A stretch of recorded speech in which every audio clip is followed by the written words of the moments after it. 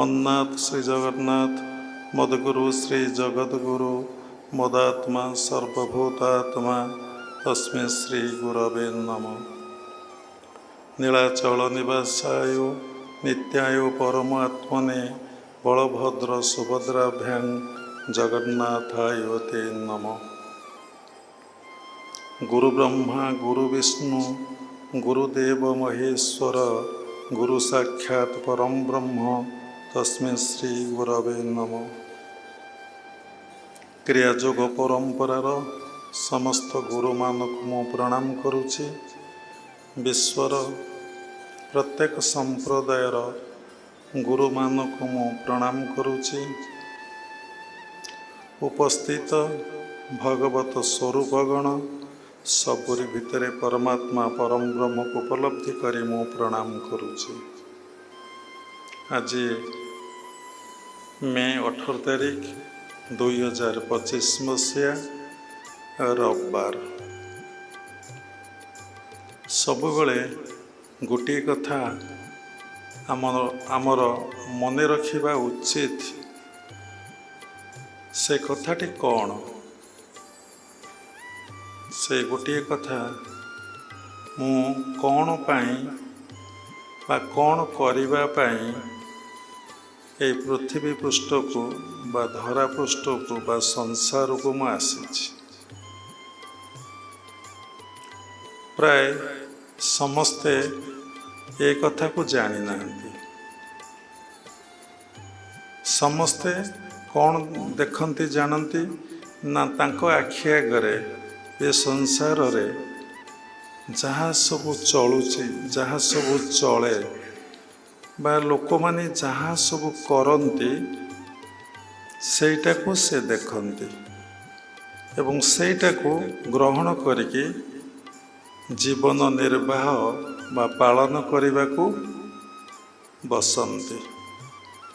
किंतु कौन कहीकि माँ गर्भरू आसीथिले निजे कहीकि आसीथिले भगवान भी तांको कहीथिले। कौन कहीथिले से कथा प्राय कई जानती नहीं। जदि केते जन जानती से उपरे इम्पोर्टान्स गुरुत्व दियंती नहीं। जहाँ फल जीवनटा जंत्रणामय कष्टमय दुखमय होई पड़े। सबुले परमात्मा परम ब्रह्म निकटरे प्रार्थना करने कथा। हे भगवान हे परमात्मा परम ब्रह्म हे गुरुदेव मु जोथिपाई ए धरापृष्ठ को आसीथिले तुमे जोथिपाई ए धरापृष्ठ को मते पठेइथल मु जहाँ कहीकि आसीथिले तुमे मो कानरे जहाँ कहीथिल से कथा को मते सबुबले स्मरण करई दियो। से कथा को मते सबुबले स्मरण करई दियो। केते बड़ कथा। मु कहीकि आसी नथिली पाठ पढ़ी चाकरी करी टंका पैसा रोजगार करी कोठा बाड़ी करी विवाह होबी पिला छुआ जन्म ग्रहण करी लालन पालन करी ए कथा मु कहिया को आसी नथिली करबा को आसी नथिली। किंतु तम मायार कबल रे कबलित हे तम मायार प्रभाव रे मु प्रभावित हे संपूर्ण भाव रे भूली जाइछि। ए कथा को किए मने पकई दिए? ए कथा को माता मने पकई दे नांती। देखंतु निज जीवन रे माँ आपणकर गुरु से केबे मने पकई दे नांती। बापा आपणकर गुरु पिता आपणकर गुरु से भी मने पकई दे नांती। कर्ण गुरु समस्त आपण माने करिथेबे से कथा भी कही दियंती नहीं। तापर हमर शिक्षा गुरु ए कथा केतबेले कहंती नहीं। केवल तत्वगुरु जो माने आत्मज्ञानर अधिकारी तत्व विषय ज्ञान लाभ करिचंती निज भितरे भगवान को दर्शन करती ବା ପରମାତ୍ମା ପରମ ବ୍ରହ୍ମକୁ ଦର୍ଶନ କରନ୍ତି। ସର୍ବଭୂତରେ ସେ ଭଗବାନ ପରମାତ୍ମା ପରମ ବ୍ରହ୍ମକୁ ଦର୍ଶନ କରନ୍ତି।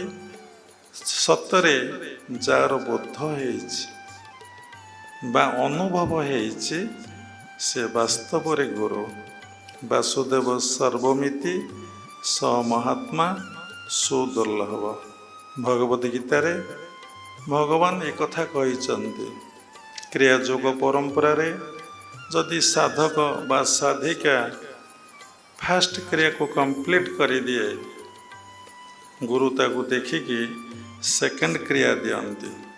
ସେକେଣ୍ଡ କ୍ରିୟାରେ ଗୋଟେ ମନ୍ତ୍ର ଥାଏ, ସେଇ ମନ୍ତ୍ରକୁ ଶ୍ୱାସେ ଶ୍ୱାସେ ଜପ କଲେ, ମାନସିକ ଭାବରେ ଜପ କଲେ ଏବଂ ଆଉ କେତେ ଗୁଡ଼ିଏ ସିକ୍ରେଟ୍ କୌଶଳ ଅଛି ତାକୁ ଅଭ୍ୟାସ କଲେ ବାସୁଦେବ ସର୍ବମିତି ବା ମୋ ଭିତରେ ଆତ୍ମା ବା ଭଗବାନ ସବୁରି ଭିତରେ ସେଇ ବାସୁଦେବ ଭଗବାନ ଆତ୍ମା ଅଛନ୍ତି ବୋଲି ସମ୍ୟକ୍ ଜ୍ଞାନ ହୁଏ, ପୂର୍ଣ୍ଣ ଜ୍ଞାନ ହୁଏ ନାହିଁ। ପୁଣି ସାଧନାରେ ଅଗ୍ରସର ହେଇଗଲେ ପୁଣି ସେଇ ଆତ୍ମଜ୍ଞାନୀ ବା ତତ୍ତ୍ୱଗୁରୁ ପୁଣି ଆଉ ଗୋଟିଏ ମନ୍ତ୍ର ଦିଅନ୍ତି ଥାର୍ଡ଼ କ୍ରିୟାରେ। ସେଇଠି ପ୍ରାକ୍ଟିସ୍ କଲେ ଏ ଶରୀର ଭିତରେ ପୁଣି ବାସୁଦେବ ସର୍ବମିତି ବୋଲି ସବୁ ଭଗବାନ କରୁଛନ୍ତି କରାଉଛନ୍ତି ବୋଲି ଅନୁଭବ ହୁଏ। ପୁଣି ସାଧନାରେ ଅଗ୍ରସର ହେଲେ ଗୁରୁଦେବ ଡାକିକି ପୁଣି ଆଉ ଗୋଟିଏ ମନ୍ତ୍ର ଦିଅନ୍ତି, ତାକୁ ପୁଣି ଜପ କରିବାକୁ ପଡ଼େ। ଶ୍ୱାସେ ଶ୍ୱାସେ ଉପଲବ୍ଧି ହୁଏ ମୁଁ ସେଇ ଆତ୍ମା, ଅହଂ ବ୍ରହ୍ମାସ୍ମି, ଏଇ ବୋଧ ହିଁ ହୁଏ। ବୋଧ ହେଲେ କ'ଣ ହୁଏ ନା ସାଧକ ଦେହବୋଧରୁ ଅତୀତ ହୁଏ, ନିଜକୁ ଦେହ ବୋଲି ଭାବେ ନାହିଁ। ଯେତେ ଦୁଃଖ ଯନ୍ତ୍ରଣା କଷ୍ଟ ଏ ଜୀବନରେ ଆସୁଛି ସବୁକିଛି ଦେହବୋଧରୁ, ସବୁକିଛି ଦେହବୋଧରୁ। ଯେ ଦେହକୁ ଭୁଲିଯାଏ ମୋ ଦେହ ନୁହେଁ ମୋ ଆତ୍ମା, ଏଇ ଅନୁଭବଟା ଯାହାର ସବୁବେଳେ ହେଉଛି ସେ କେବେ ଦୁଃଖ ଯନ୍ତ୍ରଣା କଷ୍ଟ ଏ ସଂସାରରେ ଭୋଗ କରିପାରିବ ନାହିଁ। ମୁଁ ଯେ ଆତ୍ମା, ଏଇ ବୋଧ ହେବାଟା ସାଧନାର ଶେଷ ନୁହେଁ, ସାଧନାର ଅନ୍ତ ନୁହେଁ। ସାଧକ ତାପରେ ଭକ୍ତି ମାର୍ଗ, ଯୋଗ ମାର୍ଗରେ କ'ଣ ହୁଏ ନା ସାଧକ ଆତ୍ମାକୁ ଉପଲବ୍ଧି କରେ, ଆତ୍ମଜ୍ଞାନର ଅଧିକାରୀ ହୁଏ ଏବଂ ତାର ବାସୁଦେବ ଯେ ସର୍ବମିତି, ସମସ୍ତେ ଯେ ପରମାତ୍ମା ପରମ ବ୍ରହ୍ମ ସର୍ବଖଳିଦଂ ବ୍ରହ୍ମ, ଏ ବୋଧଟା ତାର ହୁଏ ନାହିଁ। ଏଇ ବୋଧ ଅବସ୍ଥାକୁ ଆସିବାକୁ ହେଲେ ତତ୍ତ୍ୱଗୁରୁ ସେ କ'ଣ କରନ୍ତି, ସମର୍ପଣର କ୍ରିୟା, ଭକ୍ତିର କ୍ରିୟାକୁ ବା ଚେତନାର କ୍ରିୟାକୁ ପୁଣି ଶିଷ୍ୟକୁ ପ୍ରଦାନ କରନ୍ତି। ସେଇଠି ଆଉ ମନ୍ତ୍ର ଯନ୍ତ୍ର ତନ୍ତ୍ର ନଥାଏ। ସେଇଠି ଭକ୍ତି ମାର୍ଗ ଦ୍ୱାରା ପୂର୍ଣ୍ଣ ସମର୍ପଣ ଦ୍ୱାରା ସାଧକ କ'ଣ କରେ ନା ସେଇ ପରମାତ୍ମା ପରମ ବ୍ରହ୍ମଙ୍କର ନିକଟବର୍ତ୍ତୀ ହୁଏ, କିନ୍ତୁ ମିଳନ ହେଇପାରେ ନାହିଁ। ତମର ଶକ୍ତି ସାମର୍ଥ୍ୟ ନାହିଁ ତାଙ୍କ ସହିତ ମିଳନ ହେବାର। ତୁମେ ତାଙ୍କ ଦ୍ୱାର ଦେଶରେ ବସିବ, କବାଟକୁ ଠକ୍ ଠକ୍ କରିବ, ଯେଉଁ ପହୁଡ଼ ପଡ଼ିଛି, ଯେଉଁ କବାଟ ପଡ଼ିଛି, ପୁଣି ଉଚ୍ଚତର କ୍ରିୟା ଅଭ୍ୟାସ କଲେ ସାଧକ ସାଧିକା ସମ୍ପୂର୍ଣ୍ଣ ଭାବରେ ନିଜକୁ ସମର୍ପଣ କରିଦେଇ ସେଇଠି ବସି ସାଧନାରତ ରହିଲେ କ'ଣ ହୁଏ ନା ସେ ଦ୍ୱାର ଖୋଲି ଭିତରକୁ ଟାଣି ନିଅନ୍ତି, କୋଳ କରନ୍ତି। ସାଧକ ତାଙ୍କୁ ଦର୍ଶନ କଲା ପରେ ତାଙ୍କ ସହିତ ମିଳନ ହେଇଯାଏ, ଏକକାର ହେଇଯାଏ। ତାପରେ ସାଧନାର ଅନ୍ତ ନାହିଁ, ଦାନର ଅନ୍ତ ନାହିଁ, ଅଧ୍ୟୟନର ଅନ୍ତ ନାହିଁ। ଦେଖନ୍ତୁ, ଆପଣ କିଏ କହିପାରିବ ମୁଁ ଏତିକି ପାଠ ପଢ଼ିଦେଲେ ଆଉ ପଢ଼ିବାର ଆବଶ୍ୟକତା ନାହିଁ? କିଏ କେବେ କହିପାରିବ? ମୁଁ ଏତିକି ମାର୍କ ରଖିଛି ସବୁ ଜାଣିଯାଇଛି, କିଏ କହିପାରିବ? ଛୋଟିଆ କଥାଟା ଯଦି ପଚରାଯିବ, ତୁମେ ଯେଉଁ ଏଟା ପ୍ରାକ୍ଟିସ୍ କରୁଛ ବା ଶିଖିଛ, ଯେଉଁ ଅଟା ଶିଖିଛ, ଯେଉଁ ଏକ ଶିଖିଛ ବା ୱାନ୍ ଶିଖିଛ ଇଂଲିଶରେ, तो किए सृष्टि करते किए तुम फास्ट जनईले एटा ओ एटा वन किए शिखई आर स्रष्टा किए जेते शिक्षित विद्वान ये बसीच सारा वर्ल्ड रे जदि पचरा जाए तार उत्तर तुम दे पार ना कहीं ना तुम्हें निजको चिन्हन निजको जान निजको अनुभव करन ये उत्तर हम जो दिन निजको चिन्ह निजको जान निजको अनुभव कर तुम्हें से दिन प्रत्येक प्रश्नर उत्तर दे पार तुम से दिन समस्त दुख जंत्रणा कष्टर अंत से दिन हम जो दिन निजको चिन्ह निजको जान निजको अनुभव कर ये कथा किए कहीदब देखंतु आज जेकोसी विषय आपण ज्ञान लाभ कर जेकोसी विषय आज बसी किए शिखे कथा भाषा जहाँ आपण कहते किए आपन को शिखे पाठ पढ़ी किए आपन को शिखे आज भल कि कंप्यूटर चल पारुंट आपन किए शिखे आज जो पाठ पढ़ी किए आपन को पढ़े आपन के मन को है तेणु प्रत्येक क्षेत्र में गुरुंकर आवश्यकता रही प्रत्येक क्षेत्र में समाज रे आपण आज पैंटे पिंधि कि शाढ़ीटे पिंधि प्रथम किए आपन को शिखे आपण मन को यहाँ करना जदि प्रत्येक क्षेत्र में गुरुंकर आवश्यकता रही भौतिक जगत रे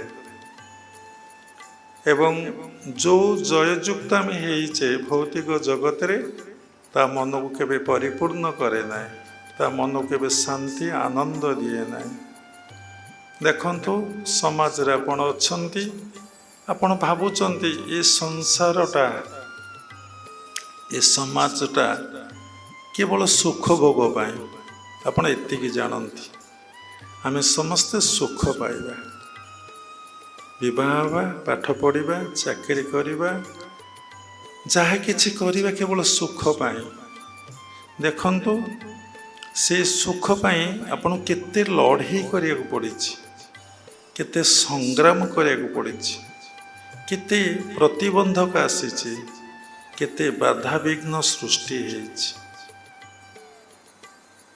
किंतु 100% सुख मिली कि 10% सुख मिली 90% दुख जंत्रणा कष्ट मिली जो सुख मिली ता पछपटे केते दुख जंत्रणा कष्ट जर्जरित आपण ही पड़ी देखु गोटे छोटिया कथाटे आपण गोटे पुओटे है संतानटे है आपन को सुख लगे मोर पुओटे है तापरे पुओ लगी केते जे दुख केते जे जंत्रणा केते जे कष्ट मिली पुओ देइछि भाषा रे ता प्रकाश करि हब नै एवं ताको जेतिकी आपण मन प्राण दे सब किछि माने सेवा करिसंती तार जत्न नैचंती तापई पैसा खर्च करचंती तापई समय देइचंती सब किछि त्याग करी ता पिछरे पण लागि पड़िचंती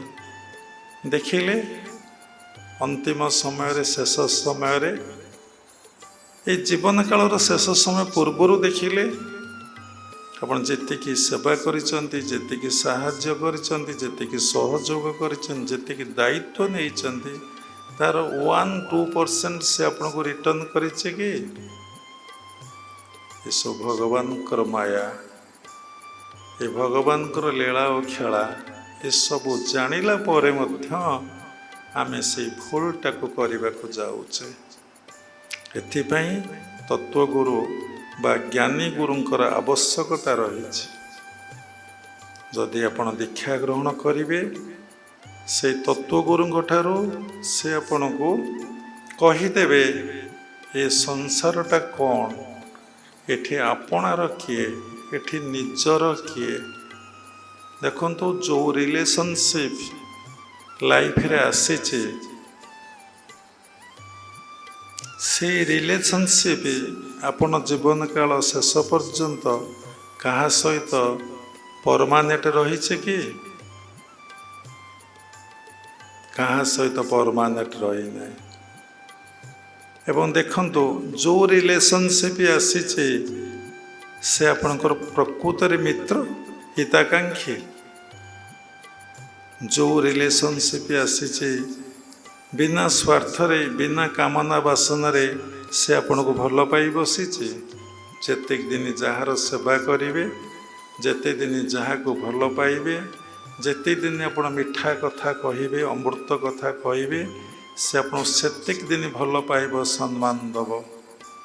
ଥରେ ଆପଣ ଦିଅନ୍ତୁ ନାହିଁ, ସେବା କରନ୍ତୁ ନାହିଁ, କଠୋର ଭାଷା ଟିକେ ପରୀକ୍ଷା ପାଇଁ କୁହନ୍ତୁ, ଦେଖିବେ ସେ ଆପଣଙ୍କୁ ଭଲ ପାଇବେ ନାହିଁ।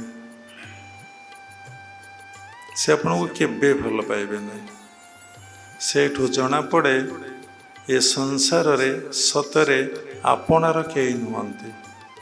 ଆପଣାର ଜଣେ, ସେ ହେଉଛନ୍ତି ଗୁରୁ ବା ଭଗବାନ। ଯିଏ ଗୁରୁ ସେ ଭଗବାନ, ଯିଏ ଭଗବାନ ସେ ହେଉଛନ୍ତି ଗୁରୁ। ସେ ହିଁ ଆପଣାର, ସେ ସବୁ ସମୟରେ ଆପଣଙ୍କ ପାଖରେ ଅଛନ୍ତି। ସବୁବେଳେ ସେ ଆପଣଙ୍କ ସେବାରେ ଅଛନ୍ତି। ସେ କିଛି ନିଅନ୍ତି ନାହିଁ, ଖାଲି ଦେଇ ଚାଲନ୍ତି, ଦେଇ ଚାଲନ୍ତି, ଦେଇ ଚାଲନ୍ତି, ଦେଇ ଚାଲନ୍ତି, ଦେଇ ଚାଲନ୍ତି। ଆମର ଏ ଅନୁଭବଟା, ଏ ଜ୍ଞାନଟା ଆମର ନାହିଁ। ଯେତେ ଦୁଃଖର, ଯନ୍ତ୍ରଣାର, କଷ୍ଟର ମୂଳ କାରଣ ହେଉଛି ମଣିଷର ଦୁଇଟି କଥା। ଗୋଟେ ହେଉଛି ଅହଙ୍କାର, ଗୋଟେ ହେଉଛି ଅଜ୍ଞାନତା। ଗୋଟେ ହେଉଛି ଅହଙ୍କାର, ଗୋଟେ ହେଉଛି ଅଜ୍ଞାନତା। ଏଇ ଅହଙ୍କାର, ଏଇ ଅଜ୍ଞାନତାକୁ ଆମକୁ କିଏ ଜଣେଇ ଦିଏ? ଆମକୁ ଜଣେଇ ଦିଅନ୍ତି ଗୁରୁ। ସେଥିଲାଗି ଶାସ୍ତ୍ରରେ ଗୁରୁଙ୍କର ପ୍ରଶଂସା କରାଯାଇଛି, ମହିମାକୁ ଗାନ କରାଯାଇଛି। ସବୁଠି ଗୁରୁଙ୍କର ବିଷୟରେ ବିଶଦ ଭାବରେ ବର୍ଣ୍ଣନା କରାଯାଇଛି। ସେଥିଲାଗି ଶାସ୍ତ୍ରରେ ଲେଖା ଅଛି, ଗୁରୁ ବ୍ରହ୍ମା ଗୁରୁ ବିଷ୍ଣୁ ଗୁରୁଦେବ ମହେଶ୍ୱର ଗୁରୁ ସାକ୍ଷାତ ପରମ ବ୍ରହ୍ମ ତସ୍ମୈ ଶ୍ରୀ ଗୁରବେ ନମଃ। ଗୁରୁକୁ ବ୍ରହ୍ମା କୁହାଯାଇଛି, ଗୁରୁକୁ ବିଷ୍ଣୁ କୁହାଯାଇଛି, ଗୁରୁଙ୍କୁ ମହେଶ୍ୱର କୁହାଯାଇଛି, ଗୁରୁଙ୍କୁ ପୁଣି ସାକ୍ଷାତ ପରମ ବ୍ରହ୍ମ କୁହାଯାଇଛି। ତସ୍ମୈ ଶ୍ରୀ ଗୁରବେ ନମଃ। ଆଉ କେଉଁଠି କୁହାଯାଇଛି କି? ପୁଣିକି ଗୁରୁଙ୍କୁ କୁହାଯାଇଛି, ତୁମେବ ମାତାଶ୍ଚ ପିତା ତୁମେବ, ତୁମେବ ବନ୍ଧୁଶ୍ଚ ସଖା ତୁମେବ, ତୁମେବ ବିଦ୍ୟା ଦ୍ରବିଣଂ ତୁମେବ, ତୁମେବ ସର୍ବଂ ମମ ଦେବ ଦେବ। ତୁମେ ମୋର ମାତା, ତୁମେ ମୋର ପିତା, ତୁମେ ମୋର ବନ୍ଧୁ, ତୁମେ ମୋର ସଖା, ତୁମେ ମୋର ଧନ, ତୁମେ ମୋର ସବୁ କିଛି, ସବୁ ଦେବାଦେବୀ, ତୁମେ ସବୁ କିଛି। ଆମେ କିନ୍ତୁ ଏ କଥାକୁ ବୋଲୁଛେ, ଏ କଥାକୁ ସଭା ସମିତିରେ ଗୁରୁଙ୍କର ମହିମା କି ଗୁରୁଙ୍କୁ ସ୍ତୁତି କଲାବେଳେ ୟାକୁ ପାଠ କରୁଛେ, କିନ୍ତୁ ଏ ବିଷୟରେ ଆମେ ଭଲ ଭାବରେ ଅବଗତ ନାହୁଁ କି ଭଲ ଭାବରେ ଆମର ଜ୍ଞାନ ଲାଭ ହେଇନାହିଁ। ଯଦି ଆମର ଏ ବିଷୟରେ ଭଲ ଭାବରେ ଜ୍ଞାନ ଲାଭ ହେଇଥାନ୍ତା, ତାହେଲେ ଆମେ ଗୁରୁଙ୍କୁ କେଉଁଠି ରଖିଥାନ୍ତେ? ଗୁରୁଙ୍କୁ ମୁଣ୍ଡରେ ରଖିଥାନ୍ତେ। ଆଜି ସମାଜର ଯେଉଁ ଅବସ୍ଥା, ଲୋକ ଗୁରୁ ଗ୍ରହଣ କରୁଛନ୍ତି କ'ଣ ପାଇଁ? ମୁକ୍ତି ପାଇଁ ନୁହେଁ, ମୋକ୍ଷ ପାଇଁ ନୁହେଁ, ନିର୍ବାଣ ପାଇଁ ନୁହେଁ। ଗୁରୁ ଗ୍ରହଣ କରୁଛନ୍ତି ସମସ୍ତେ ପ୍ରାୟ ଭୌତିକ ଜଗତର ଉନ୍ନତି ଆମର କିଭଳି ଭାବରେ ହେଇପାରିବ, ଆଧ୍ୟାତ୍ମିକ ଜଗତର ଉନ୍ନତି ପାଇଁ କେହି ଗୁରୁ ଗ୍ରହଣ କରୁନାହାନ୍ତି। କେବଳ ଭୌତିକ ଜଗତର, ଆଉ ତାହାର ସୁଯୋଗ ନେଇ ଆଜିକାଲିର ଗୁରୁମାନେ ଶିଷ୍ୟମାନଙ୍କୁ ସେଇଭଳି କଥା କହୁଛନ୍ତି, ସେଇଭଳି ଜ୍ଞାନ ପ୍ରଦାନ କରୁଛନ୍ତି, ସେଇଭଳି ଭାବରେ ଶିଷ୍ୟମାନଙ୍କୁ ଦେଖୁଛନ୍ତି। ତେଣୁ ଗୁରୁ ବ୍ରହ୍ମା ହୁଅନ୍ତି, ଗୁରୁ ବିଷ୍ଣୁ ହୁଅନ୍ତୁ, ଗୁରୁ ମହେଶ୍ୱର ହୁଅନ୍ତି, ଗୁରୁ ସାକ୍ଷାତ ପରମ ବ୍ରହ୍ମ ମଧ୍ୟ ହୁଅନ୍ତି। ବ୍ରହ୍ମାଙ୍କର ସୃଷ୍ଟି କ'ଣ, କାମ କ'ଣ? ପ୍ରଥମେ ଦେଖନ୍ତୁ, ଯେତେବେଳେ ଏ ପଞ୍ଚଭୂତ ନଥିଲା, ପୃଥ୍ୱୀ ନଥିଲା, ଜଳ ନଥିଲା, ଅଗ୍ନି ନଥିଲା, ବାୟୁ ନଥିଲା, ଆକାଶ ନଥିଲା, ସେତେବେଳେ କ'ଣ ଥିଲା? ପୃଥିବୀ ନାହିଁ, ଜଳ ନାହିଁ, ଅଗ୍ନି ନାହିଁ, ବାୟୁ ନାହିଁ, ଆକାଶ ନାହିଁ। ସେତେବେଳେ କ'ଣ ଥିଲା? କେବେ ମନରେ ପ୍ରଶ୍ନ ଉଠିଛି? କ'ଣ ଥିଲା? ସେତେବେଳେ ଏକମାତ୍ର ପରମାତ୍ମା ପରମ ବ୍ରହ୍ମ ହିଁ ଥିଲେ, ଆଉ କେହି ନଥିଲେ। ବହୁଦିନ ଏକୁଟିଆ ରହିଲା ପରେ ଆପଣଙ୍କ ଜୀବନରେ ଇଚ୍ଛା ହୁଏ କି ଜଣେ ଜୀବନସାଥୀ ମିଳନ୍ତା କି? ସମସ୍ତେ ଖୋଜନ୍ତି, ଏ ମନ ସବୁବେଳେ ଖୋଜେ ମୋତେ ଜଣେ ଭଲ ବନ୍ଧୁ, ଭଲ ସାଙ୍ଗ, ଭଲ ସାଥୀ, ଆଉ ଭଲ ଶିଷ୍ୟଟିଏ, ଭଲ ସ୍ୱାମୀଟିଏ, ଭଲ ସ୍ତ୍ରୀଟିଏ, ସମସ୍ତେ ଖୋଜନ୍ତି।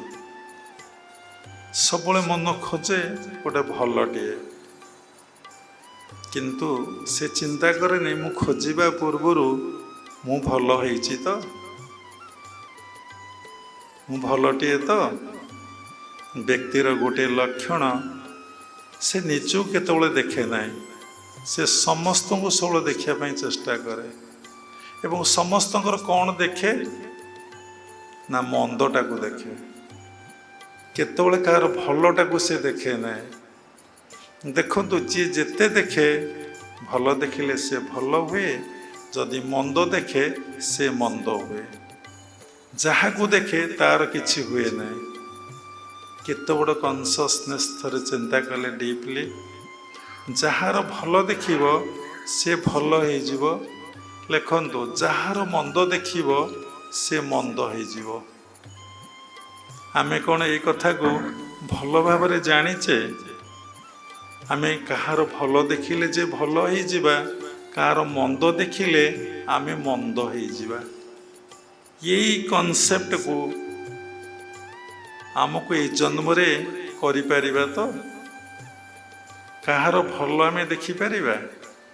ଏଟା ହେଉଛି ଭୌତିକ ଜଗତର କଥା, ପ୍ରିଲିମିନାରୀ ଷ୍ଟେଜର କଥା। ଆମେ ସମସ୍ତଙ୍କର ଦୋଷ ଦେଖୁଥିବାରୁ ଆମେ ଦୋଷୀ ହେଇଯାଇଛେ, ଆମେ ଖରାପ ହେଇଯାଇଛେ। ଆମେ କ'ଣ ଦୁନିଆକୁ ବାସୁଛେ? ଆମକୁ କିଏ ଭଲ କହୁଛନ୍ତି? ଯିଏ ଭଲ କହୁଛି ସେ ଆମଠାରୁ କିଛି ସ୍ୱାର୍ଥ ଲାଭ କରିଛି। ବିନା ସ୍ୱାର୍ଥରେ ତମକୁ କିଏ ଭଲ କହୁ ତ ଦେଖିବା? କେହି ଭଲ କହିବେ ନାହିଁ। କିଛି କାହାକୁ ହେଲ୍ପ କର ନାହିଁ, କାହାକୁ କୌଣସି ପ୍ରକାର ଶାରୀରିକ, ମାନସିକ, ଆର୍ଥିକ, ତିନି ପ୍ରକାର ସାହାଯ୍ୟ ତ ଆମେ କରୁ।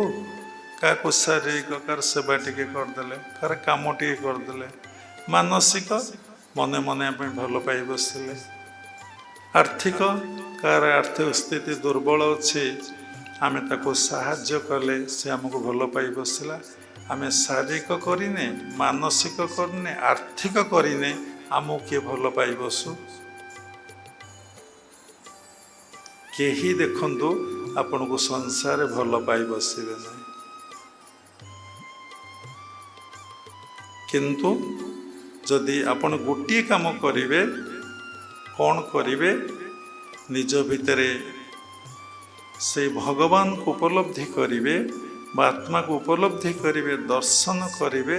ସେଇ ଭଗବାନଙ୍କର ସେବା ଯଦି କରିବେ, ବିଶ୍ୱ ଆପଣଙ୍କୁ ଭଲ ପାଇ ବସିବ। କେମିତି? ପ୍ରୁଫ୍ ସବୁଥିରେ ହ୍ୱାଇ ଲଗେଇବେ। ଦେଖନ୍ତୁ, ସବୁରି ଭିତରେ ଜଣେ ଅଛନ୍ତି ବୋଲି ଆମର ବୋଧ ହେଉନି। ମୁଁ ଯିଏ, ଆପଣ ସିଏ, ସମସ୍ତେ ସେ। ସେଇ କଥା ବାବା ପୂର୍ବରୁ କହିଲେ। କିଭଳି ଭାବରେ ଏ ଜନ୍ମରେ ବାସୁଦେବ ସର୍ବମିତି ଆମର ହବ। ବାସୁଦେବ ବୋଇଲେ ବାସନା ଗଲେ ଆମର ଯାଇ ସର୍ବମିତି ହବ। ଏ କଥା କିଏ କହିବ? ନା ତତ୍ତ୍ୱ ଗୁରୁ ହିଁ କହିବେ। ଆଉ କୌଣସି ଗୁରୁ କହିପାରିବେ ନାହିଁ। ଆଦର୍ଶ ଗୁରୁ କହିପାରିବେ ନାହିଁ, ଆଚାର୍ଯ୍ୟ ଗୁରୁ କହିପାରିବେ ନାହିଁ, ସଦ୍ଗୁରୁ କହିପାରିବେ ନାହିଁ, ମାତା କହିପାରିବେ ନାହିଁ, ପିତା କହିପାରିବେ ନାହିଁ, କର୍ଣ୍ଣଗୁରୁ କହିପାରିବେ ନାହିଁ, ଶିକ୍ଷାଗୁରୁ କହିପାରିବେ ନାହିଁ। ଶିକ୍ଷାଗୁରୁ ଏତେ ପାଠ ପଢ଼ାଇଲେ, आमे ज्ञान लाभ कले, चाकरी कले, अर्थोपार्जन कले, विवाह हेले, सबू हैला। कहीं आमर मानसिक शांति नहीं, कहीं मानसिक आनंद नहीं, कहीं मनरे एते दुख जंत्रणा कष्ट, कहीं मन प्रफुल्लित नुहे, कहीं मन प्रसन्न नुहे। तार मूल कारण होउची आमे निजको चिन्हिने, निजको जानिने, निजको अनुभव करिने। कथा रहीगला कौन थिला ना परमात्मा परम ब्रह्म थिले। से चाहिए मु एक रु अनेक हेबी। सृष्टि विषय आपको कहूँ से एक रु अनेक हेबी। कहीं सबुतिर कहीं लगातु टे लीला करने को भगवान इच्छा है टे लीला करी। भागवत लिखाई लीला विद्युत कलैबर देव मानवे अगोचर। भगवान को लीला को देवता माने मानव माने भी जानी ना, कहीं जानी ना। से जहाँ को कृपा करती, जहाँ को आशीर्वाद करती, जहाँ को दया करती, से तांको लीला विषय किछि किछि जाने, टिके टिके जाने। देखुना एपर्यंत विज्ञानर छात्र है आपण विज्ञान को धरी आपण भितर केते जे गर्व, केते जे अहंकार, केते जे अज्ञानता परिपूर्ण ही अच्छी। जदि वास्तव रे तत्व को ग्रहण करी आपण ज्ञान लाभ करती, देखे विज्ञान पर आउ गोटे ज्ञान अच्छी ता होची प्रज्ञान। से प्रज्ञानर जेतबेले आपण अधिकारी हेबे आपण देखिबे ज्ञान भी तांकर सृष्टि, विज्ञान भी तांकर सृष्टि, प्रज्ञान भी तांकर सृष्टि, सबु सृष्टि जनक पाखर। तेणु से एक अनेक होगा इच्छा कले, से लीला कले। लीला करिबारु महाशून्य रूपण सृष्टि है, तांकर कल्पना है। से कल्पनारू गोटे बिंदु सृष्टि है। से कल्पनारू गोटे बिंदु से अनंत से गोटे बिंदु सृष्टि है। देखो आपणकर जन्म मध्य से बिंदुरू, समस्त संख्यार उत्पत्ति से बिंदुरू, समस्त अक्षर उत्पत्ति से बिंदुरू। आपण साधना करुचंती से बिंदु पाखरे पहुँचीबा पाई। आपण भितरे 7टी चक्र अच्छी। पिंड ब्रह्मांड एकमत जानती सुज्ञानी पंडित। जहाँ अच्छी ब्रह्मांडे ता अच्छी देह भांडे, जहाँ अच्छी देह भांडे ता अच्छी मेरुदंडे। तो भल कि बुझे पिंड ब्रह्मांड एकमत जानती सुज्ञानी पंडित। जदि ब्रह्मांड रे जहाँ अच्छी ताले सबू पिंडे अच्छी। आपण केबे इमाजिन करिसंती? आपण एटा मुहरे कहउचंती, एटा पढ़ीचंती, एटा सुनीचंती। सतरे कौन केबे डीपली भाविचंती ये शरीरटा गोटे ब्रह्मांड? जहाँ मु देखुची, जिते महोदधि देखुची, आकाश देखुची, ग्रह नक्षत्र तारा देखुची, जिते देवादेवी देखुची, जिते शास्त्र देखुची, जिते गुरु को देखुची, जहाँ देखुची सबू मो पिंडरे। ये ज्ञान हेइचे ये कथा कहिबे किए ना गुरु ही कहिबे। को गुरु ना तत्व गुरु कहिबे। कथा रहिला भगवान कल्पना करिवारो से गोटे बिंदुटी सृष्टि है। से बिंदु ही आमर जन्म। ताकू व्याख्या कले बहुत समय जो देखंतु से बिंदुरो सृष्टि है किए ना ओम ओंकार सृष्टि है। विराट शब्द है से ओंकार सृष्टि है। देखंतु से ओंकार ध्वनि रे सारा विश्व अरे परिपूर्ण से ओंकार ध्वनि। सबु शब्दर जिते शब्द होउची सबु शब्दर समष्टिटा ही ओंकार। ओंकार जदि सबु सृष्टि, सबु सृष्टिटा ही ओंकार। जिते ध्वनि आम जिते कथबार्ता होचे, पॉजिटिव होचे, नेगेटिव होचे, जिते वाद्य बाजुची, जिते शंख बाजुची, खोल बाजुची, ଯେତେ ବଂଶୀ ବାଜୁଛି, ଯେତେ ଯାହା ବାଜୁଛି, ଏ ସୃଷ୍ଟିଟା କେବଳ ପରିପୂର୍ଣ୍ଣ ହେଇଛି ଓଙ୍କାର ଧ୍ୱନିରେ। ଆମେ ଏ କଥାକୁ ଜାଣିଛେ। ଆମେ ବିଭିନ୍ନ ମନ୍ତ୍ର ଜପ କରିକି ଚାଲିଛେ। ପ୍ରତ୍ୟେକ ମନ୍ତ୍ରର ମୂଳରେ ରହିଛି ଓମ୍। ଯଦି ଓମ୍ଟାକୁ ଆପଣ ନ ଲଗେଇ ମନ୍ତ୍ରଟାକୁ ଉଚ୍ଚାରଣ କରନ୍ତି, କୌଣସି ମନ୍ତ୍ର କ୍ରିୟାଶୀଳ ହେବ ନାହିଁ। ଅର୍ଥାତ୍ ସେ ମନ୍ତ୍ର ଜପ କଲେ କୌଣସି ଫଳ ଆମକୁ ପ୍ରାପ୍ତି ହେବ ନାହିଁ। କାହିଁକି? ଗୋଟେ ମଞ୍ଜିଟେ ଲଗେଇଲେ ଗଛ ହେବା ପାଇଁ, ସେଥିରେ କିନ୍ତୁ କ'ଣ ନାହିଁ ନା ମାନେ ବୀଜଟା ନାହିଁ। ତାପରେ ଯେଉଁ ବୀଜଟା ଗୋଟେ ଖୋଳପା, ତା ଭିତରେ ମଞ୍ଜିଟା ତ ବୀଜ କହନ୍ତି, ସେ ବୀଜ ନାହିଁ। ଯେତେ ମଞ୍ଜି ଆପଣ ଲଗେଇଲେ ହେବ, ଗଛ ହେବ, ଯେତେ ଯତ୍ନ ନିଅନ୍ତୁ ହେବ। ଯଦି ଆପଣ ଓଙ୍କାରକୁ ଛାଡ଼ି ଆପଣ ଯଦି ଯେକୌଣସି ମନ୍ତ୍ରକୁ ଜପ କରିବେ, ସାରା ଜୀବନ କେତେ ବର୍ଷ ବଞ୍ଚିବେ? 100 ବର୍ଷ କି 120 ବର୍ଷ, କି ହାର୍ଲି ଲୋକ 150 ବର୍ଷ 160 ବର୍ଷ ବଞ୍ଚୁଛନ୍ତି ବହୁତ ସାଧକ ସାଧିକା। କି ବାବାଜୀ ମହାରାଜଙ୍କ ଭଳି କଳ୍ପଯୋଗୀ, ଇଚ୍ଛାଧୀନ ମୃତ୍ୟୁ କାହାର, କାହାକୁ ବାର୍ଦ୍ଧକ୍ୟ ଗ୍ରାସ କରିନାହିଁ। ଏକମାତ୍ର ଗୋଟିଏ ଯୋଗୀ ୱାର୍ଲଡରେ, ସେ ହେଉଛନ୍ତି ବାବାଜୀ ମହାରାଜ, କ୍ରିୟା ଯୋଗର ଆଦ୍ୟ ଗୁରୁ। ସେ ସମସ୍ତ ମହାପୁରୁଷଙ୍କୁ, ଶିରିଡ଼ି ସାଇ ଦେଖନ୍ତୁ, ସତ୍ୟ ସାଇ ଦେଖନ୍ତୁ, ଆଦି ଶଙ୍କରାଚାର୍ଯ୍ୟ ଦେଖନ୍ତୁ, ନାନକ ଦେଖନ୍ତୁ, କବୀର ଦେଖନ୍ତୁ, ସମସ୍ତଙ୍କୁ ସେ ଦୀକ୍ଷା ଦେଇଛନ୍ତି। ଗୋଟିଏ ସାଧନା, ତୁମେ ସବୁରି ଭିତରେ ଆତ୍ମାକୁ ଦେଖ, ଖାଲି ଦେଖ। ସବୁରି ଭିତରେ ସେଇ ଆତ୍ମା ହିଁ କ୍ରିୟାଶୀଳ। ସବୁ ଶାସ୍ତ୍ରରେ କଥା ପ୍ରମାଣ ଅଛି। ବାବା ଶହ ଥର କହିସାରିଲେଣି, ଆପଣମାନେ ଶୁଣି ସାରିଲେଣି। ସକଳ ଜୀବେ ନର ହରି, ବସଇ ଆତ୍ମା ରୂପ ଧରି। ସକଳ ଭୂତେ ବାସ ମୋର, ମୋ ଆତ୍ମା ଜଗତ ଈଶ୍ୱର। ଈଶ୍ୱର ସର୍ବଭୂତାନାଂ ଏକଦେବ ସର୍ବଭୂତେଷୁ ଗୁଡ଼ୋପନିଷଦରେ ଅଛି, ଯଥା ନାମ ତଥା ବିଷ୍ଣୁ।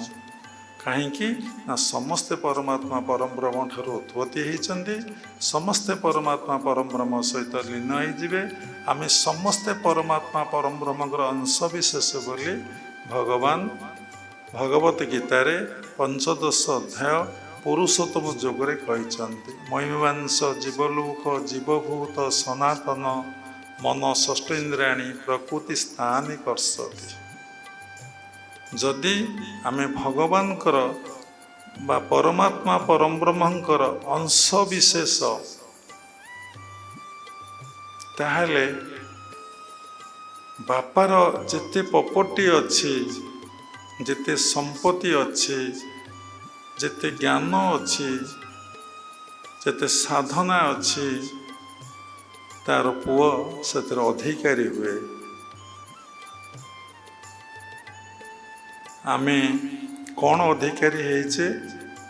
ଆମେ ଅନିତ୍ୟର ଅଧିକାରୀ ହେଇଛେ। ପୁଣି ପରିଶ୍ରମ କରି ପୁରୁଷାକାର ଖଟାଇ କେତେ ଦୁଃଖ ଯନ୍ତ୍ରଣା କଷ୍ଟ ସହି ପାଠ ପଢ଼ିଛେ, ଅର୍ଥୋପାର୍ଜନ କରିଛେ, ଜମିବାଡ଼ି କୋଠାବାଡ଼ି ଐଶ୍ୱର୍ଯ୍ୟ ଲାଭ କରିଛେ, କିନ୍ତୁ ଆମେ ଭଗବାନଙ୍କର ସନ୍ତାନ, ଭଗବାନଙ୍କର ଅଂଶବିଶେଷ ବୋଲି କେବେ ଚିନ୍ତା କରିଛେ, ଅନୁଭବ କରିଛେ? କେତେବେଳେ କରିନେ? ଆମେ ଅହଙ୍କାର ଅଜ୍ଞାନତାରୁ ଆମେ ନିଜକୁ ପୁରୁଷ ହେଲେ ପୁରୁଷ ଭାବୁଛି, ସ୍ତ୍ରୀ ହେଲେ ସ୍ତ୍ରୀ ଭାବୁଛି। ଭଲ କି ଚିନ୍ତା କରି ଦେଖିଲେ, ଭାବିକି ଦେଖିଲେ, ସମସ୍ତେ ଆମେ ଏକ ନା ଦୁଇ? ଯଦି ଅନେକ ବୋଧ ହେଉଛି, ସେ ଅନେକ ବୋଧଟା ମାୟା ନା ସତ୍ୟ? ଡିପଲି ଭାବନ୍ତୁ। ଯଦି ଈଶ୍ୱର ଏକ ବା ଆତ୍ମା ଏକ ବା ଭଗବାନ ଏକ, ଯଦି ଏ ବୋଧ ଯାହାର ଆସିଛି, ଅଭେଦ ବ୍ରହ୍ମଜ୍ଞାନ, ଭେଦ ଜ୍ଞାନ, ତା ଭିତରେ ଗେଟ୍ ଡିଫରେନ୍ସ। ଯେ ମା କହିଲେ, ଆପଣ ଫୁଲ ପିନ୍ଧୁଛନ୍ତି, ଠାକୁର ଫୁଲ ପିନ୍ଧୁନାହାନ୍ତି। ଠାକୁର ପିନ୍ଧି ସାରିଲା ପରେ ତାପରେ ଶିଷ୍ୟମାନେ ଗୁରୁମାନଙ୍କୁ ପିନ୍ଧାଇ ଦିଅନ୍ତି। ଗୁରୁ କହିଦେଇଛନ୍ତି ଠାକୁର କିଏ, ଏବଂ ଗୁରୁ ଆମକୁ ଚିହ୍ନେଇ ଦେଇଛନ୍ତି ଭଗବାନ କିଏ, ପରମାତ୍ମା ପରମ ବ୍ରହ୍ମ କିଏ। ତେଣୁ କାହିଁକି କୁହାହେଲା ଗୁରୁ ବ୍ରହ୍ମା ଗୁରୁ ବିଷ୍ଣୁ ଗୁରୁଦେବ ମହେଶ୍ୱର ଗୁରୁ ସାକ୍ଷାତ ପରମ ବ୍ରହ୍ମ ତସ୍ମୈ ଶ୍ରୀ ଗୁରେ ନମଃ। ଏଇ କଥା ଆଜି ବାବାଙ୍କର କହିବାର ଥିଲା। ସେଇ କଥା ଭିତରେ କେତେ କଥା ପଶିଯାଉଛି। ଯଦି ବ୍ରହ୍ମାଣ୍ଡରେ ଗୁରୁ ହେଲେ ବ୍ରହ୍ମା ବିଷ୍ଣୁ ମହେଶ୍ୱର ପରମ ବ୍ରହ୍ମ, ତାହେଲେ ପିଣ୍ଡରେ କିଏ ହେଲେ ବ୍ରହ୍ମା ବିଷ୍ଣୁ ମହେଶ୍ୱର ଏବଂ ପରମ ବ୍ରହ୍ମ? ସେ ବିଷୟରେ ବାବା କହିବେ, ଆପଣମାନେ ଶୁଣିବେ ଏବଂ ଜୀବନରେ କାର୍ଯ୍ୟକାରୀ କରିବା ପାଇଁ ଚେଷ୍ଟା କରିବେ। ଦେଖନ୍ତୁ, ତେଣୁ ସେଇ ଓଙ୍କାରରୁ ହିଁ ସବୁକିଛି ସୃଷ୍ଟି। କ୍ରିୟାଯୋଗ ପରମ୍ପରାରେ ଗୋଟେ ସାଧନା ଅଛି, ଓଙ୍କାର ସାଧନା। ଯଦି ଓଙ୍କାର ସାଧନାକୁ ସାଧକ ଅଭ୍ୟାସ କରେ, ଯାହାର ମନରେ କୌଣସି ବାସନା ନାହିଁ, କାମନା ନାହିଁ। କେମିତି ବାସନା କାମନା ରହିବ ନାହିଁ? ଯେତେବେଳେ ସେ ବୁଝିବ, ସେ ଉପଲବ୍ଧି କରିବ, ହୃଦୟଙ୍ଗମ କରିବ, ମୁଁ ଯାହା ସଂସାରରେ ଚାହୁଁଛି, ଯାହା ଚାହୁଁଛି, ସେ ତ ଅଦୃଶ୍ୟରେ ଗୋଟେ କଥା ଅଛି, ଦୃଶ୍ୟରେ ଗୋଟେ କଥା ଅଛି। ଯାହା ଭୌତିକ ଯେଉଁ ଲୋକମାନେ ଚାହିଁଛନ୍ତି କରୁଛନ୍ତି, ଯେତେବେଳେ ସେ ସେୟାକୁ ଚାହିଁବ କରିବ, ତାହା ହିଁ ସମ୍ପୂର୍ଣ୍ଣ ମିଥ୍ୟା, ତାହା ହିଁ ସମ୍ପୂର୍ଣ୍ଣ ଅନିତ୍ୟ, ତାହା ହିଁ ସମ୍ପୂର୍ଣ୍ଣ ଅସତ୍ୟ। ସେ କେବେ ଦୁଃଖ ଯନ୍ତ୍ରଣା କଷ୍ଟରୁ ମୁକ୍ତି ପାଇପାରିବ ତାହାକୁ ପାଇକି। ଦେଖନ୍ତୁ, ଭାରତର ପ୍ରେସିଡେଣ୍ଟ, ସର୍ବଶ୍ରେଷ୍ଠ ନାଗରିକ ବା ପ୍ରଥମ ନାଗରିକ, ସେ ଶାନ୍ତିରେ ଅଛନ୍ତି। ତା ତଳକୁ ଦେଖନ୍ତୁ ପ୍ରାଇମ୍ ମିନିଷ୍ଟର, ପ୍ରଧାନମନ୍ତ୍ରୀ, ସେ ଶାନ୍ତିରେ ଅଛନ୍ତି। ଖାଇକି ଖଣ୍ଡେ ପିନ୍ଧିକି ଏଇ ସଂସାରରେ ସେ ମୁକ୍ତ ଭାବରେ ବୁଲି ପାରିବେ?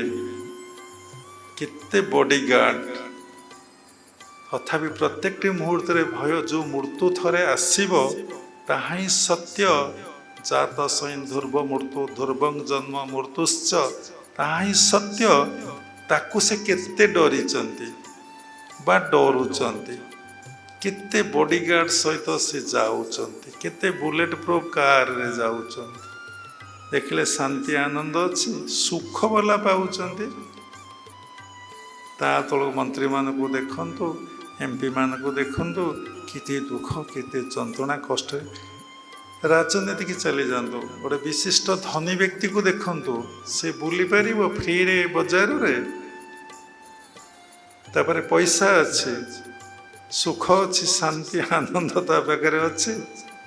ଗୋଟେ ଭଲ ଖାଇ ଲଙ୍ଗଳା ହେଇ କି ଗାମୁଛାଟେ ପିନ୍ଧି କି ବକଲଟେ ମାରି ତାକୁ ଭୁଲି ଯାଆନ୍ତୁ। ଭଲ ଡ୍ରେସଟେ ପିନ୍ଧି ଆରାମସେ ଏକୁଟିଆ ସେ ଯାଇପାରିବ, ବୁଲି ପାରିବ? ଆପଣ ଦେଖନ୍ତୁ କେତେ ବନ୍ଧନ ଜୀବନଯାପନ କରୁଛନ୍ତି, କେତେ ବନ୍ଧା ହେଇକି ଆପଣ ଅଛନ୍ତି। କିଏ ବାନ୍ଧି ହେଇଛି, ହାତ ବାନ୍ଧି ହେଇଛି, ନା ଗୋଡ଼ ବାନ୍ଧି ହେଇଛି, ନା ଆପଣ ନାକ ପେଟ ଗୋଡ଼, କିଏ ବାନ୍ଧି ହେଇଛି? ବ୍ରେନ୍ ବାନ୍ଧି ହେଇଛି? ବାନ୍ଧି ହେଇଛି ଆପଣଙ୍କର ଗୋଟିଏ ମନଟିଏ, ମନ ବନ୍ଧା ପଡ଼ିଛି। ସେଥିରୁ କେମିତି ମୁକ୍ତ ହେବେ? ଏ ସଂସାର ଭିତରେ ରହି ଆନନ୍ଦର ଅଧିକାରୀ ହେବେ, ମୁକ୍ତ ହେବେ, ଯୋଗୀ ହେବେ ଏବଂ ପ୍ରେମରେ ଦିନଟାକୁ ଅତିବାହିତ କରି ଆପଣ ବିଦାୟ ନେବେ। ନିଶ୍ଚିନ୍ତ ସତ୍ୟ, ଯେଉଁ ମୃତ୍ୟୁ ସତ୍ୟ, ସେ ମୃତ୍ୟୁ ପାଇଁ ବିଶିଷ୍ଟ ବ୍ୟକ୍ତିମାନେ କେତେ ଡର ଏବଂ କେତେ ଭୟ, କେତେ ଡର କେତେ ଭୟ। ଆମମାନଙ୍କର ମଧ୍ୟ କେତେ ଡର କେତେ ଭୟ। ନା ନା ନା, ଏଇଟା ଖାଇବି ନାହିଁ, ନା ନା ନା, ଏତେ ରାତି ହେଲାଣି ମୁଁ ଶୋଇ ନାହିଁ, ନା ନା ନା ନା, ମୁଁ ଏଇଟା ପିଇବି ନାହିଁ। ସତରେ ଯେମିତି ତା ଶ୍ୱାସ ପ୍ରଶ୍ୱାସଟା ସିଏ ନେଉଛି, ସିଏ ଛାଡ଼ୁଛି। ଡିପଲି ଭାବି ଦେଖନ୍ତୁ, ସେ ଶ୍ୱାସ ପ୍ରଶ୍ୱାସ ଲାଗି ଆପଣ ବଞ୍ଚିଛନ୍ତି। ଶ୍ୱାସଟିଏ ଯାଉଛି, ଆପଣଙ୍କର ଜନ୍ମ ଯେତେବେଳେ ଆସୁଛି, ଯିବାଟା ପ୍ରଶ୍ୱାସ, ଆସିବାଟା ନିଶ୍ୱାସ, ସେଇ ଯେତେବେଳେ ନିଶ୍ୱାସଟି ନ ଆସିବ, ଆସିଲା ପରେ ଆଉ ନଗଲା, ଆପଣଙ୍କର ମୃତ୍ୟୁ ହେଇଯିବ। ଆପଣ ସେ ଏକାଦଶୀ କୁଆଡ଼େ ଗଲା, ସେ ସୁଦଶା ବ୍ରତ କୁଆଡ଼େ ଗଲା, ସେ ପନ୍ଥେଇ ପୂଜା କୁଆଡ଼େ ଗଲା, ସେ ଗ୍ରାମ ଦେବତୀ ମାର୍ଜନା କୁଆଡ଼େ ଗଲା, ମନ୍ଦିରକୁ ଫୁଲ ଫଳ ଧରି ଦୌଡ଼ିବାଟା କୁଆଡ଼େ ଗଲା। ଏସବୁ କ'ଣ ପାଇଁ? ସାଧାରଣ ଲୋକଙ୍କ ପାଇଁ ଏସବୁ ରହିବାର ଆବଶ୍ୟକତା ରହିଛି। ଆପଣ ଦୀକ୍ଷିତ, ଆପଣ ତତ୍ତ୍ୱଗୁରୁ ଜ୍ଞାନୀ ଗୁରୁଙ୍କର ଆଶ୍ରିତ, ଆପଣ ନିଜ ଭିତରେ ପ୍ରକୃତ ସତ୍ୟର ଅନୁସନ୍ଧାନ କରିବେ, ସତ୍ୟରେ ପ୍ରତିଷ୍ଠିତ ହେବେ। ମୁଁ କେମିତି ମୁକ୍ତ ହେବି, ମୁଁ କେମିତି ମୋକ୍ଷ ହେବି, ମୁଁ କେମିତି ଯୋଗୀ ହେବି, ମୁଁ କେମିତି ଆନନ୍ଦରେ ଏ ସଂସାରରେ ଭ୍ରମଣ କରିବି, ମୁଁ ମୋର ଉନ୍ନତି କରିବି ଏବଂ ଜଗତର ଉନ୍ନତି କରିବି। କହିବେ କ'ଣ ମୋର ଉନ୍ନତି କରିବି? ଯେ ଶିକ୍ଷିତ ଆଉ ଜଣକୁ ଶିକ୍ଷିତ କରାଏ, ମୂର୍ଖ ଆଉ ଜଣ କ'ଣ ଶିକ୍ଷିତ କରାଇ ପାରିବ? ମୋ ପାଖରେ ଧନ ଅଛି, ମୁଁ ଧନ ଦେଇପାରିବି, ମୋ ପାଖରେ ଧନ ନାହିଁ, ମୁଁ କ'ଣ ଧନ ଦେଇପାରିବି? ଆଗ ମୋତେ ଧନୀ ହେବାକୁ ପଡ଼ିବ, ତାପରେ ଧନ ଦେବାକୁ ପଡ଼ିବ। ମୋତେ ବିଦ୍ୱାନ ହେବାକୁ ପଡ଼ିବ, ତାପରେ ଅଲଗାକୁ ବିଦ୍ୱାନ କରିବାକୁ ପଡ଼ିବ। ମୁଁ ନିଜର ସେବା କରିବି, ତାପରେ ଅଲଗା ଲୋକର ସେବା କରିବି। ଆଗ ଭଲ ହୁଅ ନା, ତାପରେ ଭଲ କରିବ। ତୁମେ ଯଦି ଭଲ ହେଇନ, ତୁମେ କେବେ ଭଲ କରିପାରିବ? କେତେ ବଡ଼ ବଡ଼ କଥା। ଆମେ କ'ଣ କରୁଛେ ନା, ଭଲ ନ ହୋଇ, ନିଜର ସେବା ନ କରି, ନିଜେ ଜ୍ଞାନୀ ନ ହୋଇ, ନିଜେ ଧନୀ ନ ହୋଇ ଆମେ ସଂସାରକୁ ବାହାରି ପାରିଲେଣି। ପ୍ରତିଷ୍ଠା ପାଇଁ, ଯଶ ପାଇଁ, ସମ୍ମାନ ପାଇଁ ମାଡ଼ ଭଗବାନ ଦେଉଛନ୍ତି ବିଭିନ୍ନ ମାଧ୍ୟମରେ। ଆଗ ଧନୀ ହୁଅ। ତମ ଅମାରରେ ଯଦି ଧାନ ଅଛି, ରାମକୃଷ୍ଣ ପରମହଂସ କହିଲେ, ଆରେ ତୁମେ କାହାକୁ 10 ବସ୍ତା ଦେଇପାରିବ, ତମ ଅମାରରେ ଆଗ ଧାନ ରଖ। ଆପଣ ଏବେ କହିପାରିବେ ନାହିଁ ମାଇକ୍ରୋଫୋନ୍ ପାଖରେ। ଯଦି କଥା କହିବେ, କୁଆଡ଼ୁ କୁଆଡ଼ୁ କଥା କହିବେ, କେଉଁ କଥା ସହିତ କେଉଁ କଥାର ମେଳ ଖାଇବ ନାହିଁ। କାହିଁକି ନା ଆପଣଙ୍କ ଅମାରରେ ଧାନ ନାହିଁ। ଆପଣଙ୍କର ମିଡ୍ ବ୍ରେଥରେ ଆପଣଙ୍କର କ'ଣ ନା, ଏଇ କଥା ଆଧ୍ୟାତ୍ମିକ କଥା ନାହିଁ, ଆପଣଙ୍କର ଉପଲବ୍ଧି ହେଇନି, ଆପଣଙ୍କର ଅନୁଭବ ହେଇନି। ଆପଣ ସବୁବେଳେ ନିଜକୁ ଦେହ ବୋଲି ଭାବୁଛନ୍ତି ବା ଜୀବ ବୋଲି ଭାବୁଛନ୍ତି, ବ୍ୟକ୍ତି ବିଶେଷ ବୋଲି ଆପଣ ଭାବୁଛନ୍ତି। ନିଜର ସେବା କର ନା, ଦେଖିବେ, ତାପରେ ଆପଣ ଜଗତର ସେବା କରିବେ। ସେବାକୁ ଓଲଟେଇ ଦେଲେ ବାସ୍। ମଣିଷ ଜନ୍ମଗ୍ରହଣ କରିଛି କେବଳ ସେବା କରିବା ପାଇଁ, କେବଳ ସେବା କରିବା ପାଇଁ। କି ସେବା? ନା ପ୍ରାଣର ସେବା। ପ୍ରାଣର ସେବା। ପ୍ରାଣ ହିଁ ଭଗବାନ ଇଷ୍ଟ, ପ୍ରାଣ ବିଷ୍ଣୁ ପିତାମହ, ପ୍ରାଣେନ ଧାର୍ଯ୍ୟତେ ଲୋକା, ସର୍ବଂ ପ୍ରାଣମୟ ଜଗତ। ଦେଖନ୍ତୁ, ଗୋଟେ ମୂର୍ତ୍ତି ପ୍ରତିଷ୍ଠା ପୂର୍ବରୁ ଆମେ ସମସ୍ତେ କହୁ, ମନ୍ଦିର ପ୍ରତିଷ୍ଠା ପୂର୍ବରୁ ମୂର୍ତ୍ତି ବସନ୍ତି, ଆମେ କହୁ ଠାକୁରେ ବ୍ରାହ୍ମଣ ବା ପୁରୋହିତ କ'ଣ କରିବେ ନା, ପଣ୍ଡିତ ମୂର୍ତ୍ତି ମାନେ ପ୍ରାଣ ପ୍ରତିଷ୍ଠା କରିବେ। ରାମ ମନ୍ଦିର ହେଲା, ରାମଲାଲଙ୍କର ପ୍ରାଣ ପ୍ରତିଷ୍ଠା ହେଲା। ଜଗନ୍ନାଥ ଶ୍ରୀମନ୍ଦିରରେ ପୂଜା ପାଉଛନ୍ତି, ତା ଭିତରେ ଯିଏ ପ୍ରାଣ, ସେ ବ୍ରହ୍ମ, ବ୍ରହ୍ମର ପ୍ରତିଷ୍ଠା ହେଇଛି। ଦେଖନ୍ତୁ, ଯେତେବେଳେ ସେ ବ୍ରହ୍ମକୁ ଅଲଗା କରି ଆଉ ଗୋଟେ ଜଗନ୍ନାଥ ଭିତରେ ରଖି ଦିଆଯାଉଛି, ସେଇ ଜଗନ୍ନାଥଙ୍କୁ ପାତାଳି କରିଦିଆଯାଉଛି କୋଇଲି ବୈକୁଣ୍ଠ ପରେ। ସବୁରି ସୂକ୍ଷ୍ମଟା ଦେଖିବେ, ଯେମିତି ଓଙ୍କାରଟା ହିଁ ସବୁକିଛି ସୂକ୍ଷ୍ମ। ଓଙ୍କାରକୁ ଛାଡ଼ିଲେ ଆମେ କିଛି କରିପାରିବା ନାହିଁ। ସେଥିଲାଗି ଭଗବାନ ଗୀତାର 18 ଅଧ୍ୟାୟରେ ଅର୍ଜୁନ କହିଛନ୍ତି, ଯେଉଁମାନେ ନିଷ୍କାମୀ ସାଧକ, ଯେଉଁମାନେ ମୋତେ ପ୍ରାପ୍ତି ଚାହାନ୍ତି, ଯେଉଁମାନେ ମୋ ସହିତ ମିଳନ ହେବାକୁ ଚାହାନ୍ତି, ଯେଉଁମାନେ ପ୍ରକୃତ ସତ୍ୟରେ ପ୍ରତିଷ୍ଠା ଲାଭ କରିବାକୁ ଚାହାନ୍ତି, ସେମାନେ ଗୋଟିଏ ଅକ୍ଷର ବା ଗୋଟିଏ ମନ୍ତ୍ର, ଯାହାକୁ ଆମେ ଏକାକ୍ଷର କହୁ, ଓଁକୁ ଜପ କର। ତୁମେ କିଛି ମାଗ ନାହିଁ, ତୁମେ କିଛି ତାଙ୍କୁ କୁହ ନାହିଁ। ତୁମର କ'ଣ ଦରକାର ସେ ଭଲ ଭାବରେ ଜାଣିଛନ୍ତି। ତୁମେ ତାଙ୍କୁ ଭଲ ପାଅ ନା, ତୁମେ ସବୁ ଦେଇ ଚାଲ, ଦେଖିବ ସବୁକିଛି ତୁମର ହେଇଯିବ। ଯାହା ଦେଇଦେବେ ସବୁକିଛି ତୁମର ହେବ। ଥରେ ଦେଇକି ଦେଖିଲେ କେତେ ଆନନ୍ଦ ଅଛି। ଖାଲି ଦେଇ ଚାଲନ୍ତୁ, କିଛି ରଖନ୍ତୁ ନାହିଁ, ଯାହା ଅଛି ଦେଇ ଦିଅନ୍ତୁ। ମହାପୁରୁଷମାନେ କହିଛନ୍ତି ଲଙ୍ଗଳା ହେଇକି ଦିଅନ୍ତୁ। କାଳିଦାସ ସବୁ ବସ୍ତ୍ର ଦେଇଦେଲେ, ଲାଷ୍ଟକୁ ଲଙ୍ଗଳା ହେଇଗଲେ, କ'ଣ କରିବେ? ପାଣିରେ ବସିଗଲେ। କାହିଁକି ଆପଣ ପାଣିରେ ବସିଛନ୍ତି? ନା ବସ୍ତ୍ର ନାହିଁ। ବସ୍ତ୍ର କ'ଣ କଲ? ନା ଦେଇଦେଲେ। ଏତେ ବସ୍ତ୍ର ପହଞ୍ଚିଲା ଯେ ସେ ଆଉ ପିନ୍ଧି ପାରିଲେ ନାହିଁ। ତେଣୁ ସବୁ ଦେଇ ଚାଲ, ଦେଇ ଚାଲ। କାହାକୁ ଦିଅ? ନା ସେଇ ଭଗବାନଙ୍କୁ ଦିଅ। ଭଗବତ ବୋଧରେ ଦିଅ। ଆଉ କାହାକୁ ଭାବି ଦେବ, ତା ଅସୁବିଧା ହେଇଯିବ। ଜଣଙ୍କର ସେବା କର। ସମସ୍ତେ କହନ୍ତି service to mankind, service to God. ଆର ଆକ୍ଷରିକ ଅର୍ଥ କେହି ଜାଣିନାହାନ୍ତି। ସବୁରି ଭିତରେ ଯେ ଭଗବାନଙ୍କର ସେବା, ଆମେ ସବୁବେଳେ ଭାବୁଛେ ମୁଁ ମାନବକୁ ଦେଲି, ବାବାଙ୍କୁ ଦେଲି, ମୋ ବନ୍ଧୁକୁ ଦେଲି, ମୋ ଭଉଣୀକି ଦେଲି, ମୋ ଭାଇକି ଦେଲି। ଦେଖନ୍ତୁ ତା ଭିତରେ କିଏ ଅଛି? ସେ ତ ମରିଯିବ, ଆପଣ ଦେଇପାରିବେ? ତେଣୁ ସାଧନା କଲେ ବ୍ୟକ୍ତି କ'ଣ ହୁଏ? ନା ସ୍ଥୂଳକୁ ଦେଖେ ନାହିଁ, ସେ ସବୁବେଳେ ସୂକ୍ଷ୍ମକୁ ଦେଖେ। ସୂକ୍ଷ୍ମରେ ପ୍ରତିଷ୍ଠିତ ହେଲେ ସେ କାରଣକୁ ଯାଏ। କାରଣରେ ପ୍ରତିଷ୍ଠିତ ହେଇସାରିଲା ପରେ ସେ ମହାକାରଣ ଯାଏ। ସେତେବେଳେ ଆତ୍ମାର ସନ୍ଧାନ ପାଏ। ତେଣୁ କହିଥିଲି ସବୁ କଥା ରହିଯାଉଛି ଆଗ ସେଇ ମହାଶୂନ୍ୟ, ମହାଶୂନ୍ୟରୁ ଶୂନ୍ୟ। ସଂକ୍ଷିପ୍ତରେ କହିବୁ, ଶୂନ୍ୟରୁ ସୃଷ୍ଟି ହେଲା ଓଙ୍କାର, ଓଙ୍କାରରୁ ସୃଷ୍ଟି ହେଲା ତିନିଟା ବୀଜ, ତିନିଟା ଅକ୍ଷର, କ୍ଲିଂ ସ୍ଲିଂ କ୍ଲିଂ। ତିନୋଟି ବୀଜ ସୃଷ୍ଟି ହେଲା, ଯାହାକୁ କହନ୍ତି ବ୍ରହ୍ମା, ବିଷ୍ଣୁ ଆଉ ମହେଶ୍ୱର। ବ୍ରହ୍ମା ହେଲେ କ'ଣ? ନା ରଜଗୁଣ। ବିଷ୍ଣୁ ହେଲେ କ'ଣ? ନା ସତ୍ୱଗୁଣ। ମହେଶ୍ୱର କ'ଣ ହେଲେ? ନା ତମ ଗୁଣର ଅଧିକ। ତାପରେ ସୃଷ୍ଟି ପ୍ରବାହ ଚାଲିଲା। ଏଇଟା ହେଉଛି ବ୍ରହ୍ମାଣ୍ଡରେ। ବ୍ରହ୍ମା ସୃଷ୍ଟି କଲେ ଅନେକ ବ୍ରହ୍ମାଣ୍ଡ। ଯିଏ ସୃଷ୍ଟି କଲା ପୁଣି ପାଳିଲା କିଏ? ନା ବିଷ୍ଣୁ ପାଳନ କଲେ, ତାକୁ ସଂହାର କଲେ କିଏ? ପୁଣି ସୃଷ୍ଟିର ଦିନ ଧ୍ୱଂସ ହେବ। ସବୁ ଜିନିଷର ସୃଷ୍ଟି ସ୍ଥିତି ପ୍ରଳୟ ରହିଛି। ଦେଖନ୍ତୁ, ଆପଣ ନଥିଲେ ସୃଷ୍ଟି ହେଇଛନ୍ତି। ଆପଣ କିଛି ଦିନ ଏଠି ରହିବେ, ନିଶ୍ଚିନ୍ତ ଭାବରେ ଆପଣଙ୍କର ମୃତ୍ୟୁ ହେବ। କିନ୍ତୁ ଏଇ କଥା ଏ ମନ କ'ଣ ମାନୁଛି? ନା ବିଶ୍ୱାସ କରୁଛି? ଥରେ ଯଦି ଡିପଲି ଭାବିବ ମୁଁ ମରିଯିବି ଏବଂ ସେ ସମୟ ପାଖେଇ ଆସୁଛି, ଆପଣ ଏଇ କଥାକୁ ବାରମ୍ବାର ଭାବନ୍ତୁ, ଦେଖିବେ ଆପଣ କେତେ ସଫ୍ଟ ହେଇଯିବେ, କେତେ ଅଜ୍ଞାନତା ଆପଣଙ୍କ ଭିତରୁ ପଳେଇବ।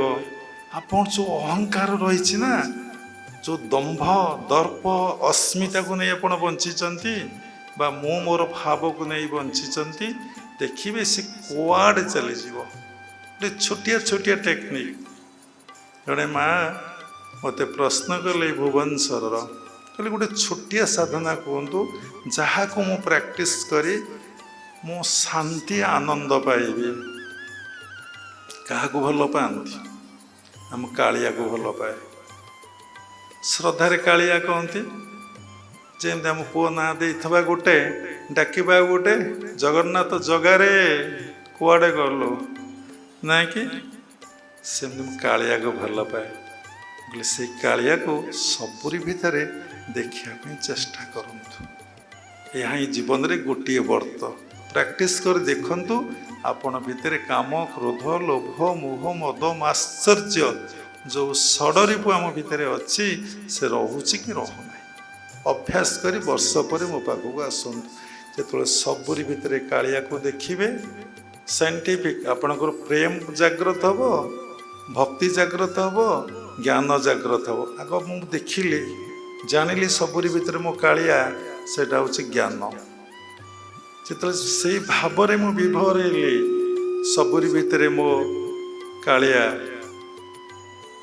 ଯେତେବେଳେ ମୋ ଅନୁଭବ ହେଇଗଲା, ସେତେବେଳେ ଆପଣ ଭିତରେ ଭକ୍ତି ଭାବ ଆସିଗଲା। ଯେତେବେଳେ ସେଇ ଭାବରେ ଆପଣ ଉବେଇ ଟୁବେଇ ହେଲେ, ଆଉ କିଛି ଦେହ ଜ୍ଞାନ ରହିଲା ନାହିଁ। ଲଙ୍ଗଳା ହେଇଛନ୍ତି ଦିନ କି ରାତି, ଖାଇଛନ୍ତି ନ ଖାଇଛନ୍ତି, ଦେହରୁ ଆପଣ ଅତୀତ ହେଇଯାଇଛନ୍ତି। ଆମକୁ ନିଦ ହେଉଛି ଦେହବୋଧରୁ, ଆମକୁ ଭୋକ ହେଉଛି ଦେହବୋଧରୁ, ଝାଡ଼ା ପରିସ୍ରା ହେଉଛି ଦେହବୋଧରୁ। ଯାହାର ଦେହବୋଧଟା ଯେତେ ଅଧିକା, ସେ ଶରୀରର ସେତେ ଯତ୍ନ ନିଏ କି ସେ କିନ୍ତୁ ଜାଣେ ନାହିଁ ଯେ ପ୍ରକୃତ ଯତ୍ନଟା ହେଉଛି ଶ୍ୱାସର ସେବା ବା ପ୍ରାଣର ସେବା। ଏକଥା ସେ ଏପର୍ଯ୍ୟନ୍ତ ବୁଝି ନାହିଁ। ତେଣୁ ସେ ବ୍ରହ୍ମା ବିଷ୍ଣୁ ମହେଶ୍ୱର ଏହି ସୃଷ୍ଟିର କାମରେ ସବୁବେଳେ ଲାଗି ରହିଛନ୍ତି। ଏ ସମସ୍ତଙ୍କର ସ୍ରଷ୍ଟା, ସବୁ ଜିନିଷର ସୃଷ୍ଟି ହେଇଛି ପରମାତ୍ମା ପରମ ବ୍ରହ୍ମଙ୍କ ଠାରୁ। ଯିଏ ପରମାତ୍ମା ପରମ ବ୍ରହ୍ମକୁ ଉପାସନା କରେ, ପରମାତ୍ମା ପରମ ବ୍ରହ୍ମକୁ ଧ୍ୟାନ କରେ, ପରମାତ୍ମା ପରମର ନିକଟରେ ନିଜକୁ ସମର୍ପଣ କରିଦିଏ ଏବଂ ତାଙ୍କର ଉପଦେଶକୁ ପାଳନ କରେ ଏବଂ ସେଇ ନୀତି ନିୟମରେ ଜୀବନଟାକୁ ଅତିବାହିତ କରେ, ସେଦିନେ ପରମାତ୍ମା ପରମ ବ୍ରହ୍ମଙ୍କର ସନ୍ତାନ ହୁଏ। ତାପରେ ସାଧନା କରି ସେଇ ପରମାତ୍ମା ପରମ ବ୍ରହ୍ମଙ୍କ ସହିତ ସେ ମିଳନ ବା ଏକକାର ହେଇଯାଏ। ଆଗ ଆମେ ସନ୍ତାନ ହବା, ତାଙ୍କର ଅଂଶ ହବା। ଆମର କେତେବେଳେ ଅଂଶ ହବା ନା ଯେତେବେଳେ ଆମ ଦେହବୋଧରୁ ଅତୀତ ହବା। এই କଥାଟା ଶୁଣିଲେ ମନ ଦେହରେ ଅଛି, ଦେହରୁ କେମିତି ଅତୀତ ହବ ସେଇ କଥା ଗୁରୁ ହିଁ କହିଦେବେ। ତେଣୁ ଗୁରୁ ବ୍ରହ୍ମା ଗୁରୁ ବିଷ୍ଣୁ ଗୁରୁଦେବ ମହେଶ୍ୱର ଗୁରୁ ସାକ୍ଷାତ ପରମ ବ୍ରହ୍ମ ତସ୍ମୈ ଶ୍ରୀ ଗୁରବେ ନମଃ। ଗୁରୁ ଆମ ପାଇଁ ବ୍ରହ୍ମା। ଗୁରୁ ଆମ ଭିତରେ କ'ଣ ସୃଷ୍ଟି କରନ୍ତି ନା ଆତ୍ମଜ୍ଞାନ ବା ଡିଭାଇନ୍ ନଲେଜ, ଡିଭାଇନ୍ କନସିୟସନେସ୍ କେମିତି ଆମ ଭିତରେ ଜାଗ୍ରତ ହବ, ଗୁରୁ ସେଇ କଥା ଆମକୁ କୁହନ୍ତି। ଆମ ଭିତରେ କିଏ ହେଲେ ଗୁରୁ ଦେଖନ୍ତୁ, କିଏ ହେଲେ ବ୍ରହ୍ମା, କିଏ ହେଲେ ବିଷ୍ଣୁ, କିଏ ହେଲେ ମହେଶ୍ୱର, କିଏ ହେଲେ ପୁଣି ପରମ ବ୍ରହ୍ମ। ଯଦି ବ୍ରହ୍ମାଣ୍ଡରେ ବ୍ରହ୍ମା ଜଣେ ଅଛନ୍ତି, ବିଷ୍ଣୁ ଜଣେ ଅଛନ୍ତି, ମହେଶ୍ୱର ଜଣେ ଅଛନ୍ତି, ସମସ୍ତେ ଯାହାଟାକୁ ସୃଷ୍ଟି ସେ ହେଉଛନ୍ତି ପରମାତ୍ମା ପରମ ବ୍ରହ୍ମ। ସେ ସମସ୍ତ ମିଶିଲେ ଯାହା ତାହା ହିଁ ଗୁରୁ। ସେଥିଲାଗି ଗୁରୁଙ୍କୁ କୁହାହେଲା ଗୁରୁ ବ୍ରହ୍ମା ଗୁରୁ ବିଷ୍ଣୁ ଗୁରୁଦେବ ମହେଶ୍ୱର ଗୁରୁ ସାକ୍ଷାତ ପରମ ବ୍ରହ୍ମ ତସ୍ମୈ ଶ୍ରୀ ଗୁରବେ ନମଃ। ଦେଖନ୍ତୁ, ଯିଏ ଗୁରୁଙ୍କୁ ଯେତେ ଭଲ ପାଏ ଏବଂ ଗୁରୁଙ୍କ ନିକଟରେ ନିଜକୁ ଯେତେ ସମର୍ପଣ କରିଦିଏ, ଗୁରୁକୁ ନର ନ ଭାବି ନାରାୟଣ ଭଗବାନ ବୋଲି ପରମାତ୍ମା ପରମ ବ୍ରହ୍ମ ବୋଲି ଭାବେ, ସେ ସାଧନାରେ ସେତେ ଅଗ୍ରସର ହେଇଯାଏ। ସେଦିନେ ଗୁରୁଙ୍କ ସହିତ ମିଳନ ହେଇ ଗୁରୁ ପଦବାଚ୍ୟ ହେଇଯାଏ।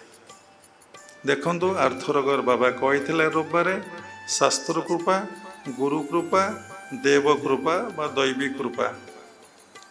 ଯେତେବେଳେ ଶାସ୍ତ୍ର କୃପା ହେବ, ଆପଣ ଶାସ୍ତ୍ର ବିଷୟରେ ଜ୍ଞାନ ଲାଭ କରିବେ।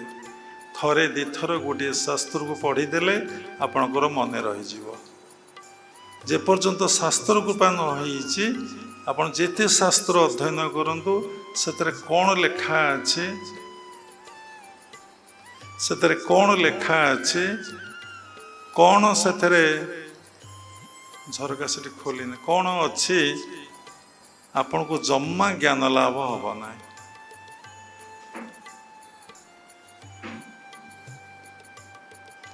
ସେ ଏକର ବକ୍ସ ପାର ଖୋଲିବନି ସେ, ତେଣୁ ଜ୍ଞାନ ଲାଭ ହେବ ନାହିଁ। ଦେଖନ୍ତୁ, ସମସ୍ତେ ଗୀତା ପଢ଼ନ୍ତି, ଭାଗବତ ପଢ଼ନ୍ତି, ଉପନିଷଦ ପଢ଼ନ୍ତି, ରାମାୟଣ ପଢ଼ନ୍ତି, ମହାଭାରତ ପଢ଼ନ୍ତି। ସେଠି କ'ଣ ହୁଏ? ପ୍ରକୃତ ତତ୍ତ୍ୱଜ୍ଞାନର ଅଧିକାରୀ ହେଇପାରନ୍ତି ନାହିଁ। ଶାସ୍ତ୍ରର ମର୍ମକୁ ସେମାନେ ଜାଣିପାରନ୍ତି ନାହିଁ ଏବଂ ଖାଲି ପଢ଼ି ଚାଲନ୍ତି ହେଲେ ବହୁତ ଲୋକ ପଢ଼ତେ ପଢ଼ତେ ଧୋତି ମରମ ନ ଜାଣେ କୋଇ। ଯାହାକୁ ଶାସ୍ତ୍ର କୃପା ହୁଏ ସେ ଭଲ ଭାବରେ ବୁଝିପାରେ, ଜାଣିପାରେ। ସାଧନା ପୂର୍ବରୁ ପ୍ରଥମେ ଜ୍ଞାନ ଦରକାର। ଯାହାର ଭଲ ଭାବରେ ଜ୍ଞାନ ନ ହେଇଛି, ଯେ ଭଗବାନଙ୍କୁ ଭଲ ଭାବରେ ନ ବୁଝିଛି, ଭଗବାନଙ୍କୁ ଭଲ ଭାବରେ ନ ଜାଣିଛି, ଏ ସୃଷ୍ଟି ବିଷୟରେ ଭଲ କି ନ ଜାଣିଛି, ତାହାର କ'ଣ କେବେ ସାଧନା ହେବ? କେବେ ସାଧନା ହେବ ନାହିଁ। ଆଗ ଦିବ୍ୟ ଜ୍ଞାନ, ଆଗ ଜ୍ଞାନ ଦରକାର। ଦିବ୍ୟ ଜ୍ଞାନ ନୁହେଁ, ଆଗ ଜ୍ଞାନ ଦରକାର। ଜ୍ଞାନ ହେଲେ ମୋ ଭିତରେ ଈଶ୍ୱର ଅଛନ୍ତି, ସେ ସର୍ବଶକ୍ତିମାନ, ମୁଁ ତାଙ୍କର ଅଂଶବିଶେଷ, ସେ ମୋର ପରମ ପିତା, ମୁଁ ତାଙ୍କର ସନ୍ତାନ। ଭଗବାନ ଯେଉଁ ଗୁଣର ଅଧିକାରୀ, ସତ୍ୟ, ଶାନ୍ତି, ଦୟା, ପ୍ରେମ, ମୋ ଭିତରେ କାହିଁକି ସେ ସତ୍ୟ, ଶାନ୍ତି, ଦୟା, ପ୍ରେମ ନ ଆସିବ? କାହିଁକି ମୁଁ ସତ୍ୟ, ଶାନ୍ତି, ଦୟା, ପ୍ରେମର କାହିଁକି ମୁଁ ଅଧିକାରୀ ନ ହେବି? ମୁଁ ତାଙ୍କଠାରୁ ଦୂରେଇ ଯାଉଥିବାରୁ ମୋ ପାଖରେ ସତ୍ୟ ନାହିଁ, ଶାନ୍ତି ନାହିଁ, ଦୟା ନାହିଁ, ପ୍ରେମ ନାହିଁ। ଦେଖନ୍ତୁ, ଯେତେବେଳେ ଆପଣ ସବୁରି ଭିତରେ ଦେଖିବେ ମୋ ପ୍ରଭୁ ବିଦ୍ୟମାନ, ମୋ ଇଷ୍ଟ ବିଦ୍ୟମାନ, ସେ ମାଆଙ୍କୁ କହିଲେ ସବୁରି ଭିତରେ ସେ କାଳିଆକୁ ଦେଖନ୍ତୁ। ଦେଖନ୍ତୁ, ଆପଣ ଭିତରେ ହିଂସା ରହିବ, ଆପଣ ଭିତରେ କାମ ରହିବ, ଆପଣ ଭିତରେ କ୍ରୋଧ ରହିବ, ଆପଣ ଭିତରେ ଲୋଭ ରହିବ, ଆପଣ ଭିତରେ ମୋହ ରହିବ, ଆପଣ ଭିତରେ ମାୟା ରହିବ, ଆପଣ ଭିତରେ ଅଜ୍ଞାନତା ରହିବ, ଆପଣ ଭିତରେ ପରଶିକାତରତା ରହିବ, ଆପଣ ଭିତରେ ମାଶ୍ଚର୍ଯ୍ୟ ରହିବ। ଦେଖିବେ ସମସ୍ତ ନେଗେଟିଭ୍ସ, ନକାରାତ୍ମକ ଚିନ୍ତା ଆପଣ ମନ ଭିତରେ ନାହିଁ। ଏକମାତ୍ର ସେଇ ଭଗବାନ ବା ଆତ୍ମା ବା ସେଇ ପରମାତ୍ମା ଆପଣ ମନ ଭିତରେ ବସା ବାନ୍ଧିଗଲେ। ଏଟା କେମିତି ହବ? ଅନେକ ଦିନ ଧରି, ଅନେକ ବର୍ଷ ଧରି, ଅନେକ ଜନ୍ମ ଧରି ଆମେ କାମ, କ୍ରୋଧ, ଲୋଭ, ମୋହ, ମଦ, ମାଶ୍ଚର୍ଯ୍ୟ, ନକାରାତ୍ମକ ଚିନ୍ତାଧାରା ଭିତରେ ରହିଛେ। ତାକୁ ଏଇ ଭାବକୁ ଆଣିବା ପାଇଁ ଆମ ମନ ଭିତରୁ ଆମେ ଭାବୁଛେ ଆଜି ଦୀକ୍ଷା ନେଲେ କାଲି ହେଇଯିବ। କେଉଁ ଭୌତିକ ଜଗତର କେଉଁ ବିଦ୍ୟା, କେଉଁ ଧନ ଗୋଟିଏ ଦିନରେ ହେଇଛି, ମାସକରେ ହେଇଛି, 6 ମାସକରେ ହେଇଛି, ବର୍ଷକରେ ହେଇଛି, 10 ବର୍ଷରେ ହେଇଛି। 10 ବର୍ଷ ପଢ଼ିଲେ ଝିଅ ଏବେ +2 ପାସ୍ କଲା ସରସ୍ୱତୀ। କେଉଁ କଥା ପଚାରିଲେ କ'ଣ ସେଇ ପାଠ ପରେ ମୁଁ ଯେବେ ପଚାରିବି କ'ଣ କହିପାରିବ? ପୂର୍ଣ୍ଣ ମାତ୍ରାରେ କହିପାରିବ ନା। ପୁଣି +2, ପୁଣି +3, ପୁଣି PG କରିବ। କେତେ ପାଠ ସବୁ ଅଛି। କ'ଣ ସବୁ ପ୍ରକୃତ ଜଣେ ଶିକ୍ଷାବିତ୍ ପ୍ରକୃତ ସବୁ ଜ୍ଞାନ ଲାଭ କରିଛି?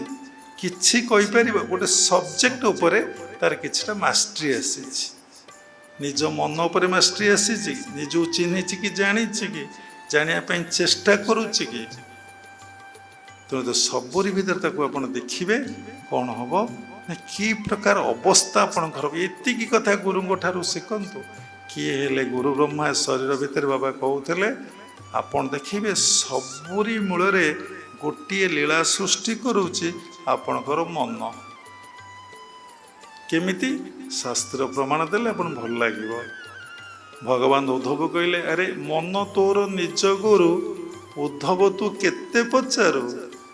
ମନ ତୋର ନିଜ ଗୁରୁ, ୟୁର ମାଇଣ୍ଡ ଇଜ ୟୁର ଗୁରୁ। ଯଦି ଆପଣ ମନ ଗୁରୁ ନ ହେଇଛି, ଆପଣ ମନ ଗୁରୁଙ୍କୁ ଭଲ ନ ପାଇଛି, ଶ୍ରଦ୍ଧା ନ କରିଛି, ବିଶ୍ୱାସ ନ କରିଛି, ଭକ୍ତି ନ କରିଛି, ଆପଣ ଗୁରୁଙ୍କ ପାଇଁ କ'ଣ କିଛି କରିପାରିବେ କି? ଗୁରୁଙ୍କ ପାଇଁ ଫୁଲଟି ଆଣିପାରିବେ କି? ଗୁରୁଙ୍କ ପାଇଁ ଫଳଟି ଆଣିପାରିବେ କି? ଗୁରୁଙ୍କୁ ଟିକେ ପ୍ରଣାମୀ ଦେଇପାରିବେ କି? ଯେତେ ଶିଷ୍ୟ ଭକ୍ତ ଆସନ୍ତି ମନରେ କଷ୍ଟ ହେବ। ରିକ୍ତ ହସ୍ତରେ ଗୁରୁ ଦର୍ଶନ କରିବ ନାହିଁ ବୋଲି ଗୁରୁ କୃପା ମାଗାଜିନରେ ବାବାଙ୍କର 18ଟା ବାଣୀରୁ ଗୋଟିଏ ବାଣୀ ଦେଖନ୍ତୁ। ଆପଣ ଦେଲେ ପାଇବେ ନା। ଏ କଥା କ'ଣ ଆପଣ ଭଲ କି ବୁଝିଲେଣି? ମୁଁ ଖଟୁଛି ବୋଲି ମୋତେ ଦରମା ମିଳୁଛି। ମୁଁ ଯଦି ପରିଶ୍ରମ ନ କରିବି ଦରମା ମିଳିବ କି? ମୁଁ ଯଦି ଯାଇ ବେପାର ନ କରି ମୋତେ 2 ପଇସା ମିଳିବ କି? ମୁଁ ଗୋଟେ ଗଛଟିଏ ଲଗେଇବି, ମାଟି ହାଣିବି, ଖୁସେଇବି, ମଞ୍ଜିଟିଏ ପୋତିବି, ତାର ଯତ୍ନ ନେବି, ବାଡ଼ କରିବି, ଔଷଧ ଦେବି, ପାଣି ଦେବି, ଫୁଲ ଫଳଟିଏ ଫଳିବ ନା ଫଳିବ ନାହିଁ? କର୍ମ କଲେ ଫଳ ପ୍ରାପ୍ତି ହୁଏ। ମୁଁ ଦେଲେ ଯେ ମୋତେ ମିଳେ, ମୋର ଏ କଥା ନାହିଁ। ଯଦି ମୁଁ ରିକ୍ତ ହସ୍ତରେ ଯିବି, ରିକ୍ତ ହସ୍ତରେ ଫେରି ଆସିବି। ପତ୍ରଂ ପୁଷ୍ପଂ ଫଳଂ ତୋୟଂ। ପତ୍ରଟେ ଦିଅ, ଫୁଲଟେ ଦିଅ, ଫଳଟେ ଦିଅ, ତୋୟଂ ବୋଲେ ଜଳ ଟିକେ ମଧ୍ୟ ଦିଅ। ଅଫର କର, ଦିଅ, ତୁମେ ପାଇବ। ଆମେ ଦଉନେ, ଆମେ ଭାବୁଛେ ଆମେ ଚାଲାକ। ଯାହା ଦେଇଦେଲେ ସବୁକିଛି ଆମର ହେଇଯାଏ ବୋଲି ଆମର ଜ୍ଞାନ ନାହିଁ। ସେଥିପାଇଁ ଆଗ ଜ୍ଞାନ, ତାପରେ ସାଧନା, ତାପରେ ହେଉଛି ଦିବ୍ୟ ଜ୍ଞାନ। ଯାହାକୁ ଶୁଣିଥିଲ, ଯାହାକୁ ଜାଣିଥିଲ, ଯାହା ମନେ ମନେ ଭାବୁଥିଲ, ସାଧନା ପରେ ତା ତୁମକୁ ପ୍ରାପ୍ତି ହେବ। ଯେତେବେଳେ ଦିବ୍ୟ ଜ୍ଞାନ ହେଇଯିବ କ'ଣ ହବ? କ'ଣ ହବ? ଝିଅ ଆଜି ପରୀକ୍ଷାରେ ଭଲ ନମ୍ବର ରଖି ପାସ୍ କରିଛି। କେତେ ବାପା ମା ଆନନ୍ଦ ପ୍ରେମ କରୁଛନ୍ତି, କେତେ ସୋସିଆଲ ମିଡ଼ିଆରେ ସବୁ ବାହାରୁଛି, କେତେ ଯାଇକି ସବୁ ତାଙ୍କୁ ସାକ୍ଷାତକାର କରୁଛନ୍ତି। ନାଇଁ କି ଏ ଭୌତିକ ଜଗତର ଜ୍ଞାନ ସେ ପୁଣି ଅହଙ୍କାର ଦାମ୍ଭିକତା ପ୍ରକାଶ କରିବ। ତାହେଲେ ଏତିକି କଥା ତାକୁ କରିଦିଆଯିବ, ତାର ଯାହା ଅହଙ୍କାର ଥିଲା, ଯାହା ଅଜ୍ଞାନତା ଥିଲା, ଯିଏ ଶୁଣୁଥିବେ କି ବାବା ପାଠ ପଢିଛନ୍ତି କି ପାଠ ପଢିନାହାନ୍ତି, ମାନେ କେତେ ଗୁଣରେ ତା ବଢିଯିବ। କିନ୍ତୁ ଆମେ ପାଠ ପଢିଛେ କ'ଣ ପାଇଁ? ନା ଅହଙ୍କାର ଅଜ୍ଞାନତା ଦାମ୍ଭିକତାକୁ ବା ଅହଙ୍କାର ଅଜ୍ଞାନତାକୁ ଦୂରେଇ ଦେଲେ ସବୁଗୁଡ଼ିକ କ'ଣ ହବ? ନା ଦୂରେଇ ଯିବ। କିନ୍ତୁ ଅହଙ୍କାର ଅଜ୍ଞାନତା ଆମର କ'ଣ ହେଲା? ନା ବଢ଼ିଗଲା। ତେଣୁ କେମିତି ଆମ ଭିତରେ କିଏ ହେଉଛି ଗୁରୁ? ନା ମନ ତୋର ନିଜ ଗୁରୁ, ଉଦ୍ଧବ ତୁ କେତେ ପଚାର। ପୁଣି ଭାଗବତରେ ଲେଖା ହେଇଛି କ'ଣ? ଏ ସୃଷ୍ଟିର ମୂଳରେ ହେଉଛି କିଏ? ନା ମନ। କେମିତି? ନା ମନର ମୂଳେ ଜଗତ, ସୃଷ୍ଟି ହୁଏ ଆତଜାତ।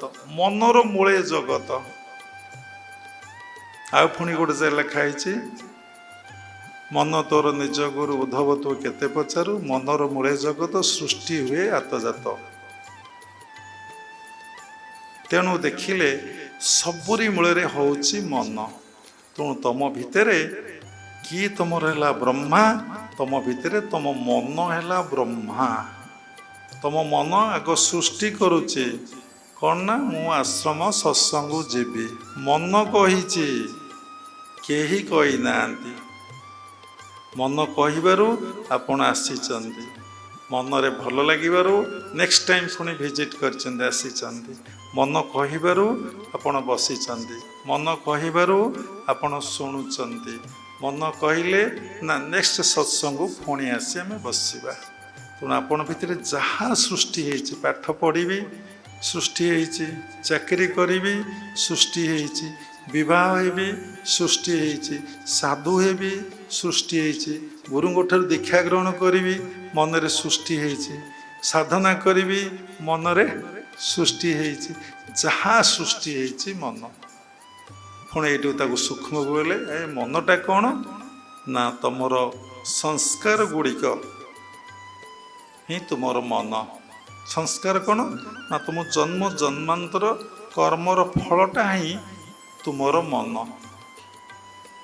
ଆମେ କିନ୍ତୁ ବୁଝିପାରୁନି।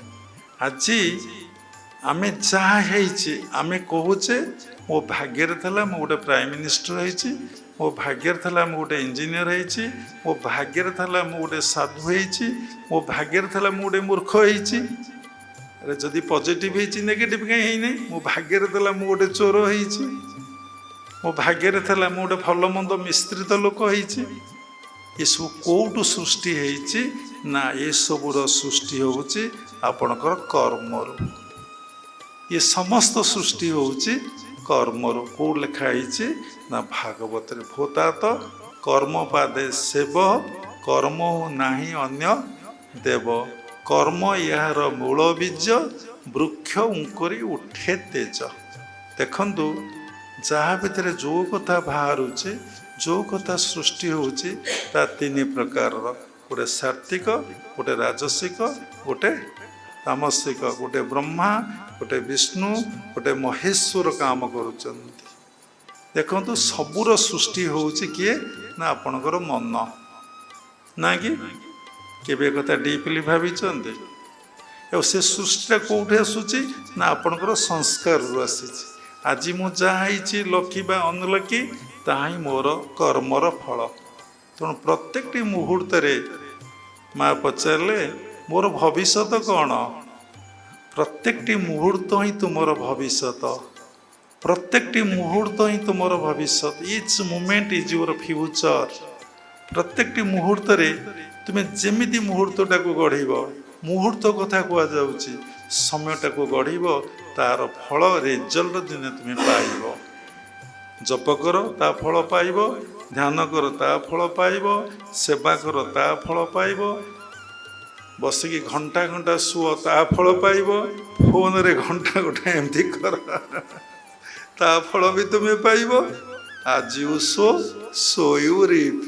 ଏଇ ସଚେତନତା ଭିତରେ, ଏଇ କନସିୟସନେସ୍ ଭିତରେ ଆମ ଜୀବନ ଅତିବାହିତ ହେଇଛି।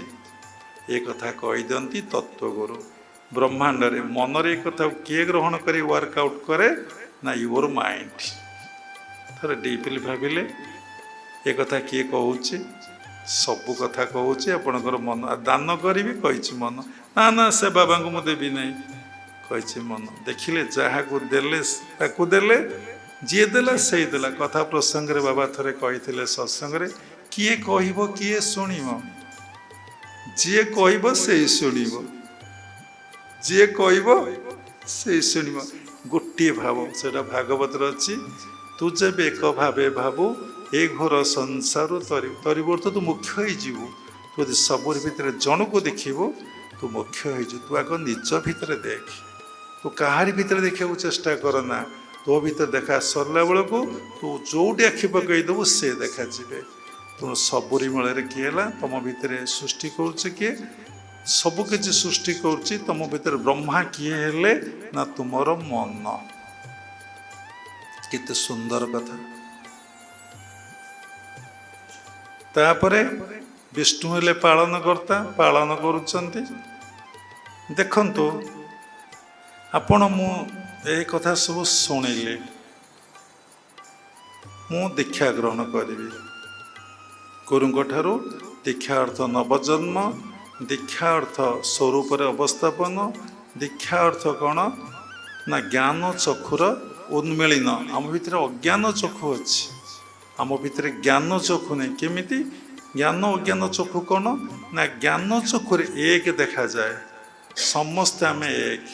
ଅଜ୍ଞାନ ଚକ୍ଷୁରେ ଭିନ୍ନ ଭିନ୍ନ ଦେଖାଯାଏ। ଯେତେ ଲୋକ ସେତେ ଭାଇବ୍ରେସନ୍। ସୁନ୍ଦର ଦେଖିଲେ ଗୋଟେ ଭାଇବ୍ରେସନ୍, ଅସୁନ୍ଦର ଦେଖିଲେ ଗୋଟେ ଭାଇବ୍ରେସନ୍, ସ୍ତ୍ରୀ ଲୋକ ଦେଖିଲେ ଗୋଟେ ଭାଇବ୍ରେସନ୍, ପୁରୁଷ ଦେଖିଲେ ଗୋଟେ ଭାଇବ୍ରେସନ୍, ଚୋରଟେ ଦେଖିଲେ ଗୋଟେ ଭାଇବ୍ରେସନ୍, ସାଧୁ ଦେଖିଲେ ଗୋଟେ ଭାଇବ୍ରେସନ୍।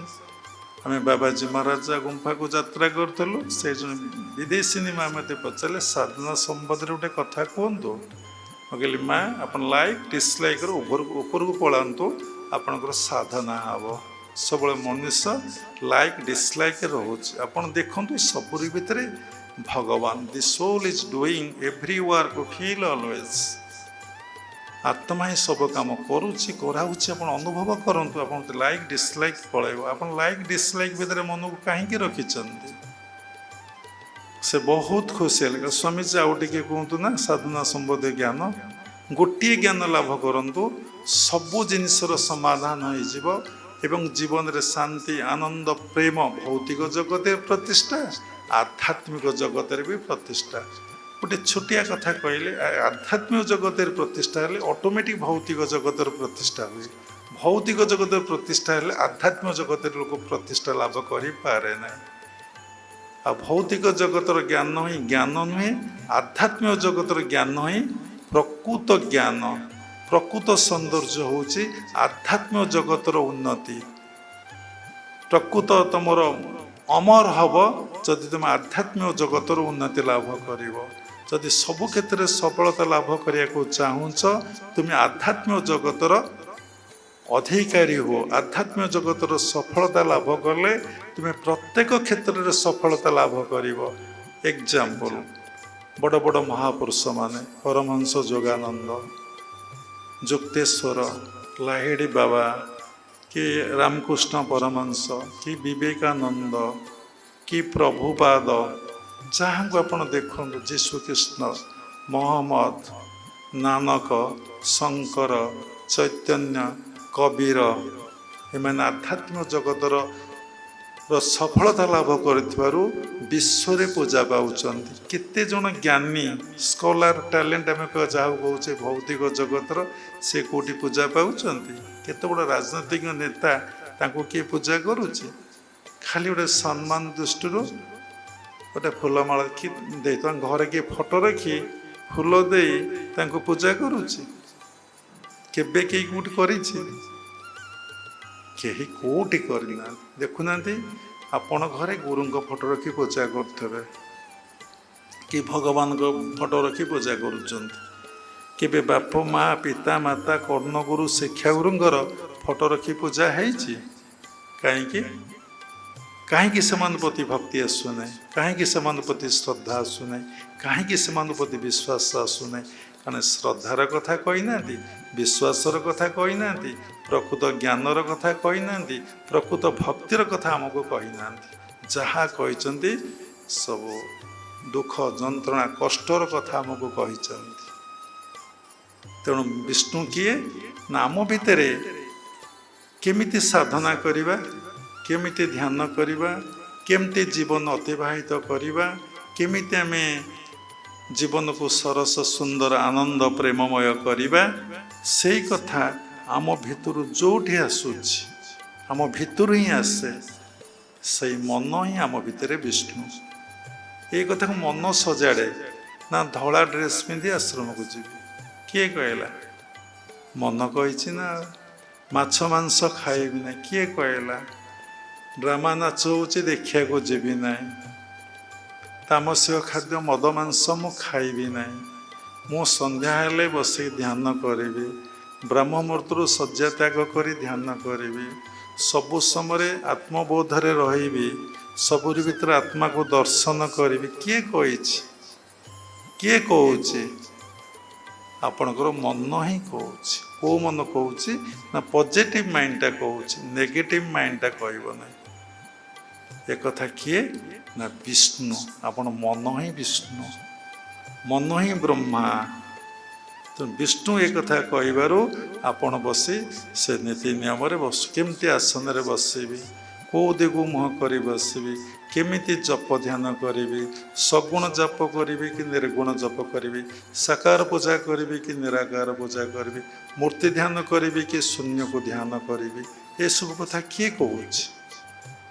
ମୋ ମନ କେମିତି ଶାନ୍ତିରେ ରହିବ, ମୋ ମନ କେମିତି ଆନନ୍ଦରେ ରହିବ, ମୋ ମନ କେମିତି ଶୂନ୍ୟ ଅବସ୍ଥା ସୃଷ୍ଟି, କହୁଛନ୍ତି ମନ ସୃଷ୍ଟି ହେବ ନା ଆଉ, ମନ ଶୂନ୍ୟ ହେବ ନା ଆଉ, ମନ ଲୟ କରିବ ନା ଆଉ, ମନ ଜ୍ଞାନ ଲାଭ କରେ ନା ଆଉ, ମନ ଭକ୍ତି କରେ ନା ଆଉ, ମନ ପ୍ରେମ କରେ ନା। ମନ ସବୁ ଏକୁଟିଆ କରିଦିଏ। ବ୍ରହ୍ମାର କାମ କରିଦିଏ, ବିଷ୍ଣୁର କାମ କରିଦିଏ, ମହେଶ୍ୱରର କାମ କରିଦିଏ, ପ୍ଲସ୍ 10ଟାକ ଇନ୍ଦ୍ରିୟର କାମ ବି କରିଦିଏ। ମନ କହିବଣି ଖାଇବି, ଆପଣ ମନେ ମନେ ଖାଇବେ ନା ଆଉ। ମନ କହିବି ଦେଖିବି, ଦେଖିବେ ନା। ଆଖି ବନ୍ଦ କରି ଘରକୁ ଚାଲିଯିବେ ନା, ବନ୍ଧୁ ଘରକୁ ଚାଲିଯିବେ ନା। ମନ କହିବେ ଆମେରିକା ଯିବି, ଯିବେ ନାହିଁ। ମନ କହିବି ଉପଭୋଗ କରିବି, କରୁନା ଦେଖିବେ, ନ କରିବ କେମିତି। ମନ କହିବି ଶୋଇବି, କିଏ କହେ ଶୋଇବାକୁ? ମନ କହେ ଶୋଇବାକୁ। ତେଣୁ ଦେଖନ୍ତୁ, ଆପଣ ଭିତରେ ଆପଣଙ୍କୁ ଯିଏ ପାଳନ କରୁଛି, ଯିଏ ରକ୍ଷା କରୁଛି, ଯିଏ ଆପଣଙ୍କର ଦାୟିତ୍ୱ ନେଉଛି, ଯିଏ ଆପଣଙ୍କୁ ଭଲ ଭାବରେ ଦୃଷ୍ଟି ଦେଇ ନିରୀକ୍ଷଣ କରୁଛି, ସେ ହେଲେ ବିଷ୍ଣୁ, ସେ ହେଉଛି ମନ।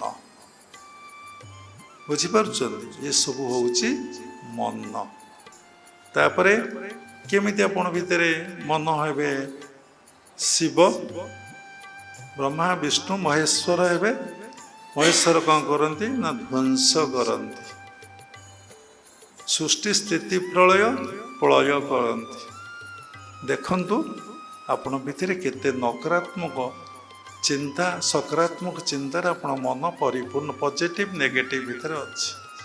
ସବୁ ଲୋକ ଭିତରେ ଭଲ ଗୁଣ ଅଛି, ଖରାପ ଗୁଣ ଅଛି। କିନ୍ତୁ ଯେଉଁମାନେ ମହାପୁରୁଷ ବା ପ୍ରକୃତ ଗୁରୁ, ସେମାନଙ୍କ ଭିତରେ ପଜିଟିଭ୍ ଅଛି, ନେଗେଟିଭ୍ ନାହିଁ। ପୁଣି ଦେଖିବାକୁ ଗଲେ ସେମାନଙ୍କ ପଜିଟିଭ୍ ନାହିଁ କି ନେଗେଟିଭ୍ ନାହିଁ। ପଜିଟିଭ୍ ନେଗେଟିଭ୍ କାହାର ଥାଏ ନା ମନର ଥାଏ। ଯିଏ ମନକୁ କ୍ରସ୍ କରି ଯାଇଛନ୍ତି, ଚେତନାରେ ପହଞ୍ଚି ଯାଇଛନ୍ତି, ଆତ୍ମାରେ ପହଞ୍ଚି ଯାଇଛନ୍ତି, ତାଙ୍କର ପଜିଟିଭ୍ କେଉଁଠୁ ହେଲା, ନେଗେଟିଭ୍ କେଉଁଠୁ ହେଲା? ତେଣୁ ପ୍ରିଲିମିନାରୀରେ ଦେଖନ୍ତୁ, ଆମ ଭିତରେ ଯେଉଁ ନକାରାତ୍ମକ ଚିନ୍ତା ରହିଛି। ଜାଣ, ମୁଁ ଅନେକ ସମୟରେ କଥା ଗପୁଛି, ମିଛ କଥା କହୁଛି, ପରନିନ୍ଦା ପରଚର୍ଚ୍ଚା ଗୋଟେ ମଣିଷକୁ ମର୍ଡର କରିବା ଠାରୁ ଆହୁରି ଭୟାବହ। ସମସ୍ତେ ଭଗବାନ ବୋଲି ଆପଣ ଭାବିବେ, ଗୋଟିଏ ମେନି ପ୍ରୋବ୍ଲେମ୍ସ ସଲ୍ୟୁସନ୍ ୱାନ୍। ସମସ୍ତଙ୍କୁ ଆପଣ ଭଗବାନ ଭାବିବେ, ସବୁ ତୁମେ, ସବୁ ତୁମେ, ସବୁ ତୁମେ, गॉड इज एवरीथिंग जदि आप भाविबे देखिए आप मनटा पूरा परिपूर्ण हो शांत हो स्थिर हो दीटा कथा लाइट बाबा कहते स्थिर अवस्था शांत अवस्था ही भगवत अवस्था स्थिर किए स्थिर ना मन स्थिर मन केमिति स्थिर हुए ना आपण भीतर जो श्वास प्रश्वास चलुची से जेते स्थिर हब मन सेते स्थिर हब श्वास प्रश्वास ही मनर श्वास प्रश्वास ही मनर जात चले बात चले चितम निश्चले निश्चले भवेत बात चलिले चित्त चले बा मन चले तो से कहुई पवन द्वारे मन थोई आसने दृढ़बंध हुई कहली जीवा आसवा पथरे जदि श्वास प्रश्वास आप नासापुटे दे जाऊँगी नासापुट दे पदा को आसूची जाऊँगी बारांगुलू आसूची बारांगुलू जदि से श्वास प्रश्वास आपण मन को रखिए गुरुदेव कहते watch your breath watch your mind watch your thoughts गोटे को कले आउ सब कंट्रोल हो थॉट्स को कले आउ दीटा कंट्रोल हो ब्रेथ को कले आउ दीटा कंट्रोल हो माइंड के देखिले आउ कंट्रोल हो देखो देखिबारे गोटे बहुत किछि माने प्राप्ति हुए साधक को कौन देखिबो ना ता निज भितरे से भगवान को देखिबो ब्रह्मांड रे भगवान को देखिबो निजर चिंताधारा को देखिबो निजर भावना को देखिबो निजर श्वास प्रश्वास को से देखिबो गोटे प्रकार साधना आपण करि परिबे देखुना आपण केवल भात खाइ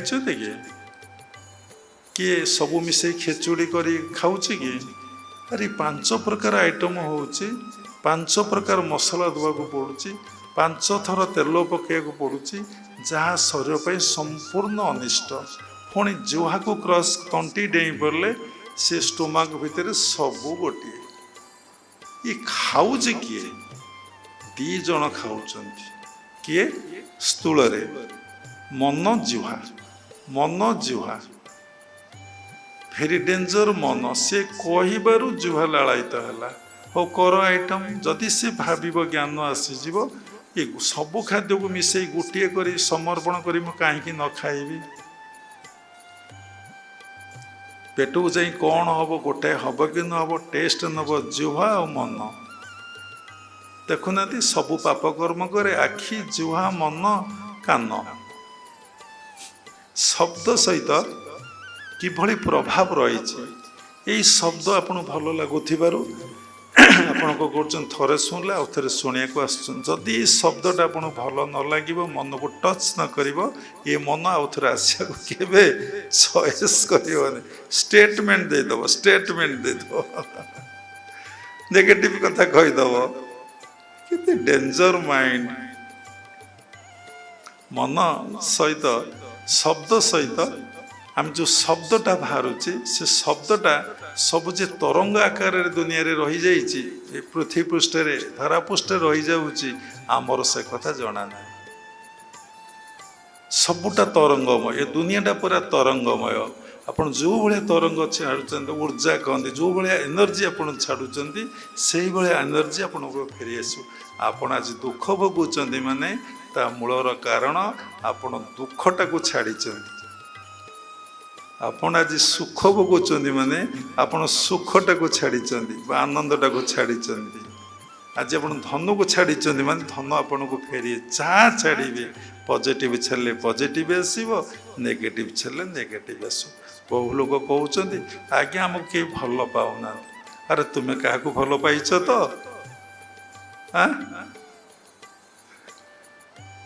सबू तुम कर्मर फल बोली तुम बुझीच तो तुमको आज भल पाऊना माने तुम भीतर नकारात्मक चिंता रही तुम मन भगवान को पाखरे ना तुम मन ऐश्वर्य पाखरे संपद पाखरे तुम मन को रही तुम्हें नियम कानून बशवर्ती हवा के चाहून देखते दुनिया रे प्राय लोग 99% नीति नियम रहा भल पाती ना कहीं लोग भल पाती ना एमती शास्त्र कही शोबे सेमती किए शुंते सीधा बसवे किए सीधा बसुची ଆମିଷ ଖାଇବେନି, ପିଆଜ ରସୁଣ ଖାଇବେନି, ତେଲ ମସଲା ଖାଇବେନି, ମଦ ଖାଇବେ ନାହିଁ, ବାଳ ଏମିତି କାଟିବେ, ଛିଣ୍ଡା ପ୍ୟାଣ୍ଟ ସାର୍ଟ ପିନ୍ଧିବେ ନାହିଁ। ଆଜ୍ଞା ଦେଖୁନାହାନ୍ତି ଏ ନିୟମରେ କ'ଣ କେହି ଏବେ ମାନିଛନ୍ତି? ସମସ୍ତଙ୍କୁ ଦେଖନ୍ତୁ ମାନସିକ ଜଗତର ଗୋଟିଏ ଗୋଟେ ବିକଳାଙ୍ଗ, ସମସ୍ତଙ୍କ ଟ୍ରେସ୍ ଔଷଧ ଖାଇବାରେ ଲାଗିছে, ନିଦ ଔଷଧ, ବିଭିନ୍ନ ଔଷଧ ଖାଉଛନ୍ତି। ଆଉ 10 ବର୍ଷ ପରେ ବାବା କହିଥିଲେ ଏତେ ବିକଳାଙ୍ଗ, ମାନସିକ ବିକଳାଙ୍ଗ ବିନା ମାନେ ମାନେ ମୁଣ୍ଡ ଔଷଧରେ, ମାନସିକ ଔଷଧରେ, ଟ୍ରେସ୍ ମେଡିସିନରେ ନ ଖାଇଲେ କ'ଣ ଆପଣ ଆଉ ବଞ୍ଚିପାରିବେ କି?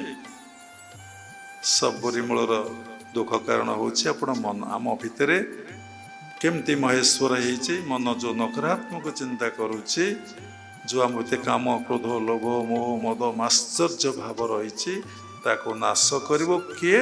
ନା ଏଇ ମନ। ଆଉ କେହି ନାଶ କରିବ ନାହିଁ।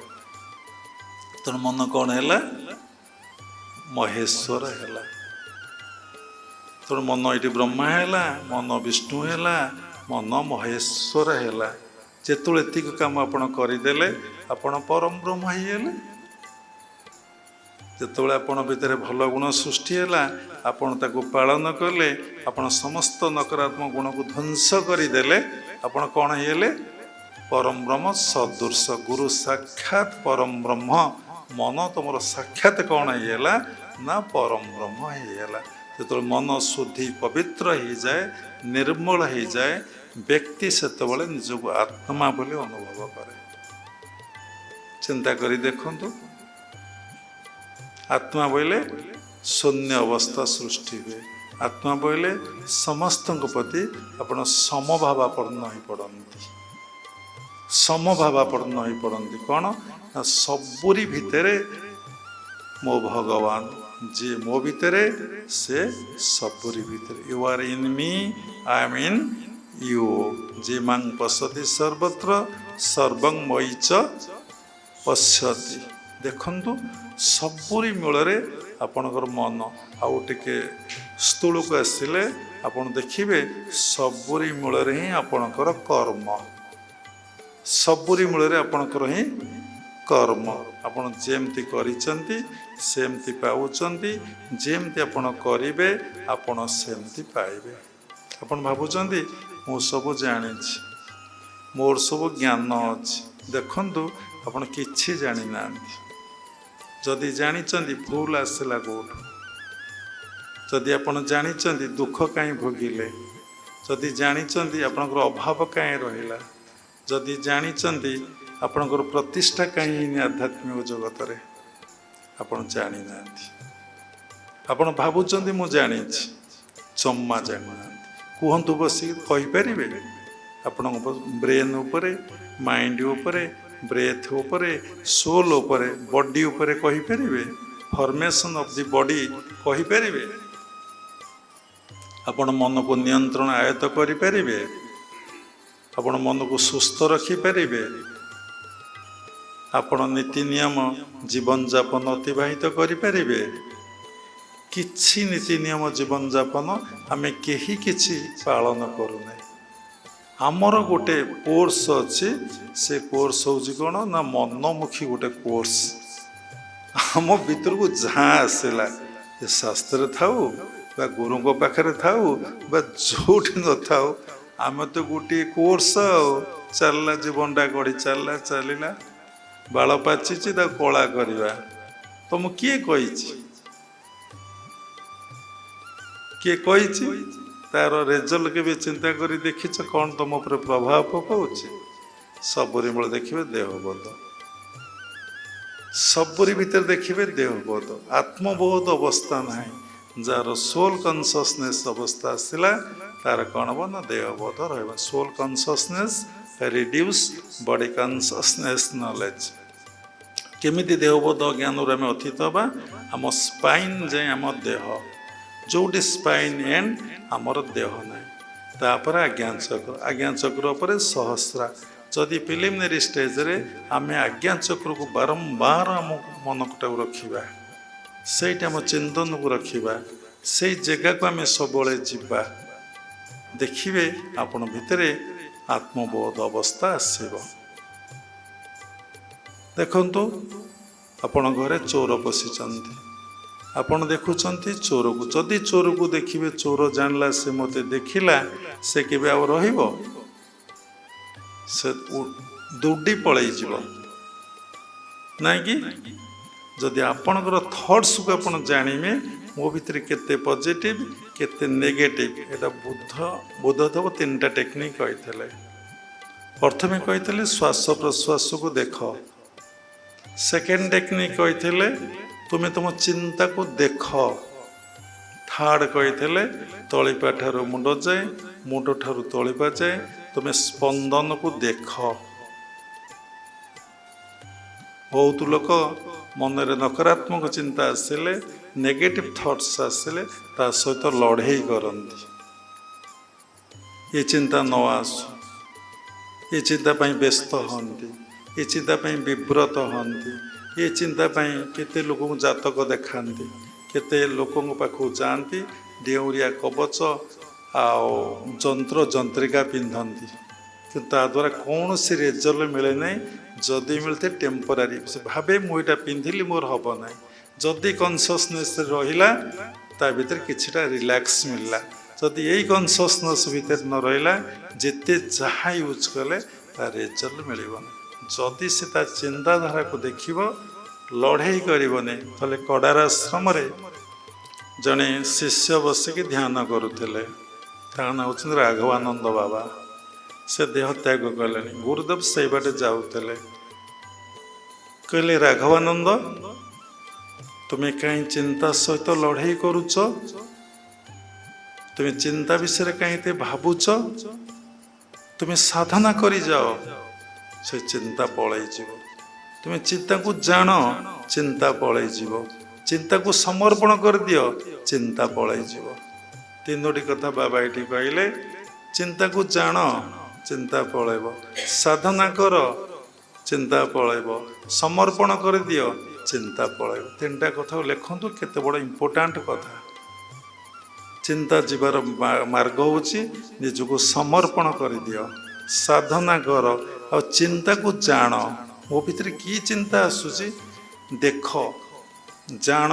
ତାର ଏତେ ପ୍ରଭାବ ଅଛି, ନିଜେ କଲେ ଆପଣ ଜାଣିବେ।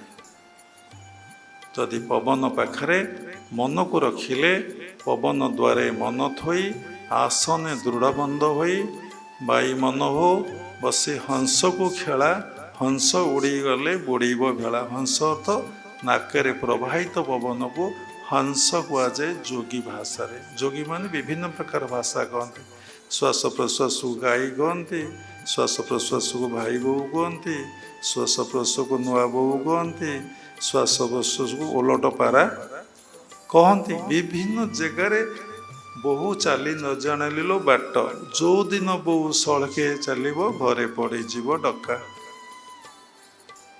ଗାଈ ଭଲା ଭୁଲାଇଲା ଲୋ ନିରତେ ବେଉସା ଖାଇ, ଗାଈ ପଛେ ଯେବେ ଗଉଡ଼ ଥାନ୍ତା ବେଉସା ଖାଆନ୍ତା ନାହିଁ।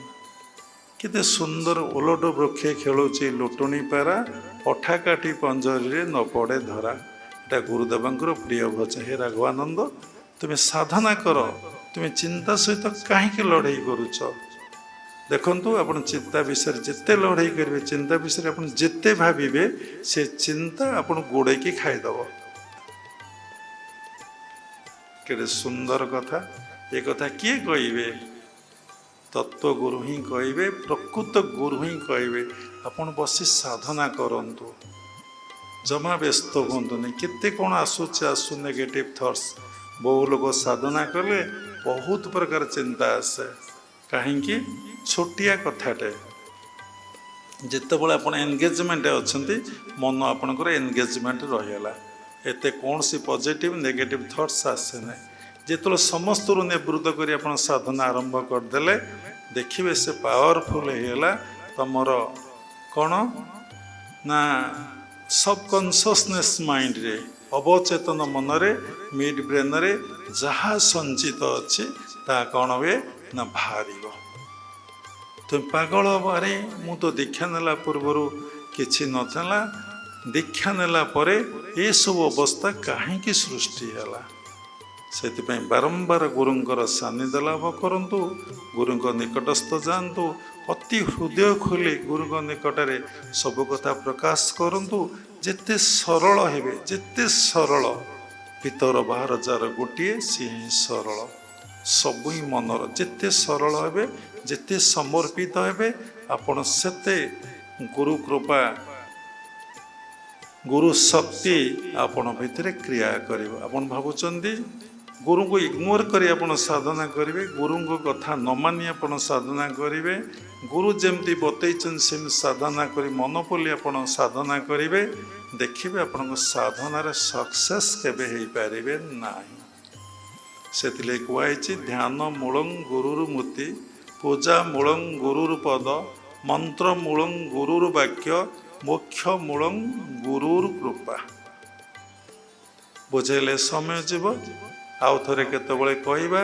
ତେଣୁ ମନ ଆମର କେମିତି ବ୍ରହ୍ମା ହେଲେ, ମନ ଆମର କେମିତି ବିଷ୍ଣୁ ହେଉଛନ୍ତି, ମନ ଆମର କେମିତି ମହେଶ୍ୱର ହେଉଛନ୍ତି, ମନ ଆମର କେମିତି ସାକ୍ଷାତ ପରମ ବ୍ରହ୍ମ ହେଇଯାଉଛନ୍ତି।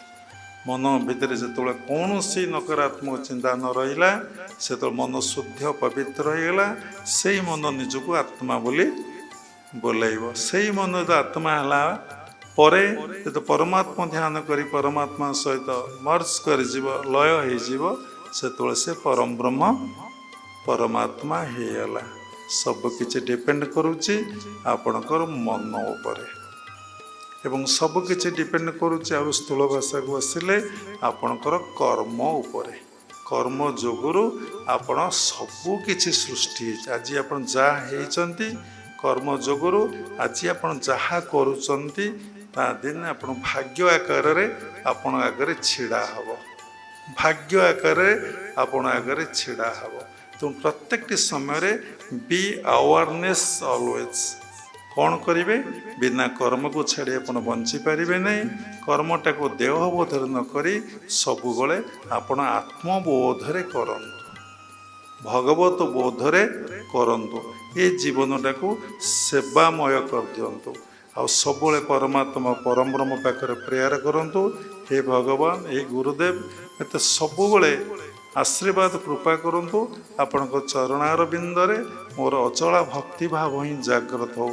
ମୁଁ ଯେଉଁଥିପାଇଁ ଆସିଥିଲି ଆଉ ଯାହା ଆପଣ କହିଥିଲେ ସବୁବେଳେ ମୋତେ ସେଟା ସ୍ମରଣ କରେଇ ଦିଅନ୍ତୁ, ମନେ ପକେଇ ଦିଅନ୍ତୁ। ପ୍ରଭୁ, ତମ କୃପା ନହେଲେ, ତୁମ ମାୟାକୁ ଅତିକ୍ରମ କରିବା ଏତେ ସହଜ ନୁହେଁ। ବ୍ରହ୍ମା ବିଷ୍ଣୁ ମହେଶ୍ୱର ସୃଷ୍ଟି ଆଉ ସୃଷ୍ଟି ପାଳନ, ସୃଷ୍ଟି ସଂହାର ମାୟାରେ ମଧ୍ୟ ପଡ଼ିଯାଇଛନ୍ତି। ଦୈବୀ ହେସା ଗୁଣମୟୀ ମମ ମାୟା ଦୂରତ୍ରୟା ମାମିବ ଯେ ପ୍ରପଦନ୍ତେ ମୟା ମେତାଂ ତରନ୍ତିତେ। ସପ୍ତମ ଅଧ୍ୟାୟର ପ୍ରାୟ 3 ନମ୍ବର ଶ୍ଲୋକ ଆପଣ ଦେଖିବେ।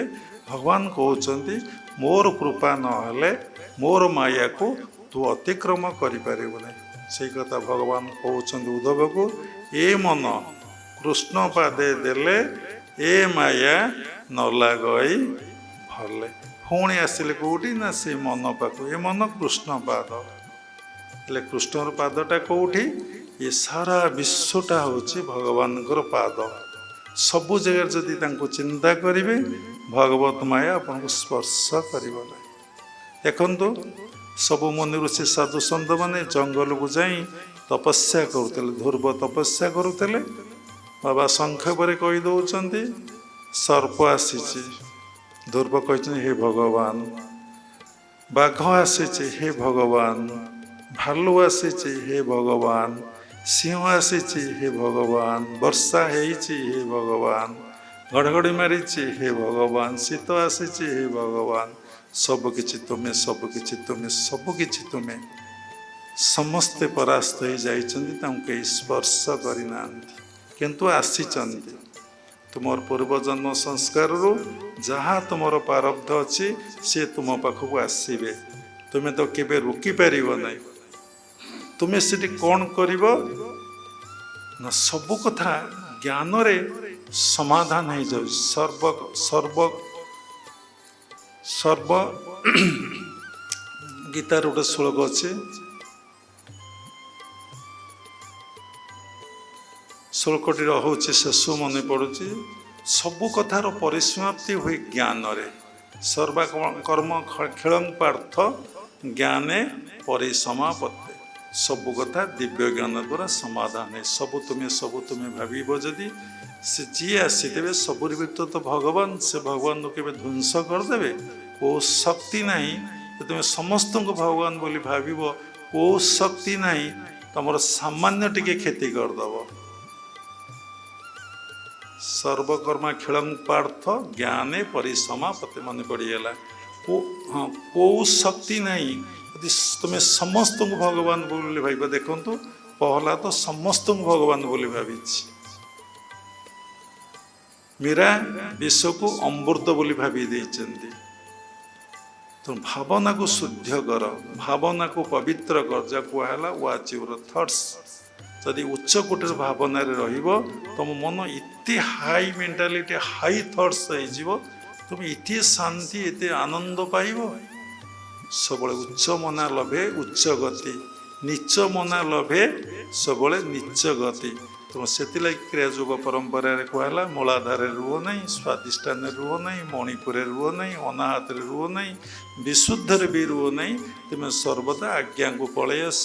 ଆଜ୍ଞା ପରେ ସହସ୍ରକୁ ପଳେଇ ଆସିବ। ସହସ୍ରରେ କିଏ ଅଛନ୍ତି ନା ପରମ ପିତା ପରମ ବ୍ରହ୍ମ ମହାରାଜ ସେଠି ବସିଛନ୍ତି। ତେଣୁ ସପ୍ତମ ଘରେ ରହିଲେ ଆପଣ ସବୁ ତଳ ଘରେ କ'ଣ ହେଉଛି ଦେଖିପାରିବେ। ସବୁ ଘରକୁ ଆପଣ କଣ୍ଟ୍ରୋଲ କରିପାରିବେ। ଯଦି ଆପଣ ମୂଳାଧାରରେ ରହିଲେ ଉପର ଘରକୁ ଦେଖିପାରିବେନି, ଉପରେ କ'ଣ ହେଉଛି ଦେଖିପାରିବେନି। ଯିଏ ଯେତେ ଉପରକୁ ଉଠେ ସେ ସମସ୍ତଙ୍କୁ ସେତେ ଭଲ ଭାବରେ ଦେଖିପାରେ। ତାର ଏକକାର ଭାବ ଆସେ, ତାର ସମାନ ଭାବ ଆସେ। ସମତା ଦୃଷ୍ଟି ସତ୍ୟ ଭାଷା ନିତ୍ୟ କରିବ ଏଣେ ଆଶା। ସାଧନା କଲେ ଆପଣ ଭିତରେ ସମତା ଭାବ ଆସିବ। ସମସ୍ତେ ଆମେ ଏକ। ଆଉ ସବୁବେଳେ ଆପଣ ସନ୍ତୁଷ୍ଟ ରହିବେ। ଦେଖନ୍ତୁ ଯାହାକୁ ପଚାରନ୍ତୁ ସମସ୍ତେ ସବୁବେଳେ ଅସନ୍ତୁଷ୍ଟ। ସନ୍ତୁଷ୍ଟ ହୁଅନ୍ତି କିଛି ସମୟ ପାଇଁ। ଆଜି ପଇସା ପଳାଇ ମିଳିଛି ସନ୍ତୁଷ୍ଟ। ଆଜି ଭଲ ଟିକେ ଖାଇ ଦେଇଛନ୍ତି ସନ୍ତୁଷ୍ଟ। କିଏ ମିଠା କଥା ପଦେ କହିଦେଇଛି ଭାରି ସନ୍ତୁଷ୍ଟ। ଭଲ ଡ୍ରେସ୍ଟେ ପିନ୍ଧି ଦେଇଛନ୍ତି ଭାରି ସନ୍ତୁଷ୍ଟ। ଗୋଟେ ସୁନା ଚେନ୍ ପିନ୍ଧି ଦେଇଛନ୍ତି, ଆଜି ଯେତିକି କିଣା ହେଇ ପିନ୍ଧିଛି ସନ୍ତୁଷ୍ଟ। ଆରେ ବାପା କାଲିକି ସେଇ ମୁହୂର୍ତ୍ତରେ ପୁଣି ଅସନ୍ତୁଷ୍ଟ। ସେଇ ମୁହୂର୍ତ୍ତରେ ଅସନ୍ତୁଷ୍ଟ ସମସ୍ତଙ୍କର ମନ। ତେଣୁ କେତେବେଳେ ମନ ସନ୍ତୁଷ୍ଟ ହେବ? ଦ୍ୱାଦଶ ଭକ୍ତି ଯୋଗରେ କହିଛନ୍ତି ସନ୍ତୁଷ୍ଟ ସତତଂ ଯୋଗୀ। ଯିଏ ଯୋଗୀ, ଯିଏ ସବୁବେଳେ ମୋ ସହିତ ମିଳନ ଅବସ୍ଥାରେ ଥାଏ, ଯୁକ୍ତ ଅବସ୍ଥାରେ ଥାଏ, ସେ ସର୍ବଦା ସନ୍ତୁଷ୍ଟ। ଏତେ ଟଙ୍କା ମିଳିଛି ସନ୍ତୁଷ୍ଟ, ଏତେ ଦେଖା ହେଲା ସନ୍ତୁଷ୍ଟ, ଏତେ ତୀର୍ଥ କରାଗଲା ମନ ସନ୍ତୁଷ୍ଟ ନୁହଁ। ତେଣୁ ଷଷ୍ଠ ଅଧ୍ୟାୟର 22 ଶ୍ଲୋକ ଭଗବତ ଗୀତାରେ ଭଗବାନ କହିଲେ, କ'ଣ କହିଲେ ନା ଜଙ୍ଗ ଲବ୍ଧା ଚାପର ଲାଭଂ ମନନ୍ତେ ନାଧିକଂ ତତ୍ର ଯସ୍ମିନ୍ ସ୍ଥିତ ନ ଦୁଃଖେନ ଗୁରୁଣାପି ବିଚାଲତେ। ଯାହାଙ୍କୁ ଦେଖିଲେ ଆଉ କିଛି ଦେଖିବାକୁ ଇଚ୍ଛା ହୁଏ ନାହିଁ। ଯାହାଙ୍କୁ ପ୍ରାପ୍ତି ହେଲେ ଆଉ କିଛି ପ୍ରାପ୍ତି ହେବାକୁ ଇଚ୍ଛା ହୁଏ ନାହିଁ। ଯାହାଙ୍କ କଥା ଶୁଣିଦେଲା ପରେ ଆଉ କିଛି ଶୁଣିବାକୁ ଇଚ୍ଛା ହୁଏ ନାହିଁ। ପର୍ବତ ତୁଲ୍ୟ ଦୁଃଖ ଯନ୍ତ୍ରଣା କଷ୍ଟ ଆସିଲେ ମନ ତାଙ୍କଠାରୁ କେତେବେଳେ ଡାଇଭର୍ଟ ହୁଏ ନାହିଁ। ଯଦି ଥରେ ତାଙ୍କୁ ଦର୍ଶନ କରିଛି, ଅନୁଭବ କରିଛି, ପ୍ରାରବ୍ଧ ଯେତେ ଆସିଲେ ତାଙ୍କୁ କେଉଁ କିଛି ଜିନିଷ ଆଉ ସ୍ପର୍ଶ କରେ ନାହିଁ, ଆଉ ଦେଖାଯାଏ ନାହିଁ। ସବୁଟାକୁ ସେ ଓଭରଟେକ୍ କରି ଚାଲିଯାଆନ୍ତି। ଯେ ଆଲୋକର ସନ୍ଧାନ ପାଇଛି, ଆଲୋକକୁ ଦର୍ଶନ କରିଛି, ଆଲୋକ ଯାହା ଆଗରେ ସବୁବେଳେ ଅଛି, ତା ପାଖକୁ କ'ଣ ଅନ୍ଧକାର ଆଉ କେତେବେଳେ ଆସିପାରିବ? ଅନ୍ଧକାର କେବେ ଆସିବନି। ଲାହିଡ଼ି ବାବା କହିଲେ ସବୁ କିଛି ମିଳେ ସାଧନାରେ। ତୁମେ ସାଧନା କର, ସାଧନା କର। ଏକାନ୍ତରେ ଏତେ ଦିନ ଗହଳି ଚଳି ଭିତରେ ରହିଲ, ଏକାନ୍ତରେ ବସ ଗୋଟେ ରୁମ୍ରେ।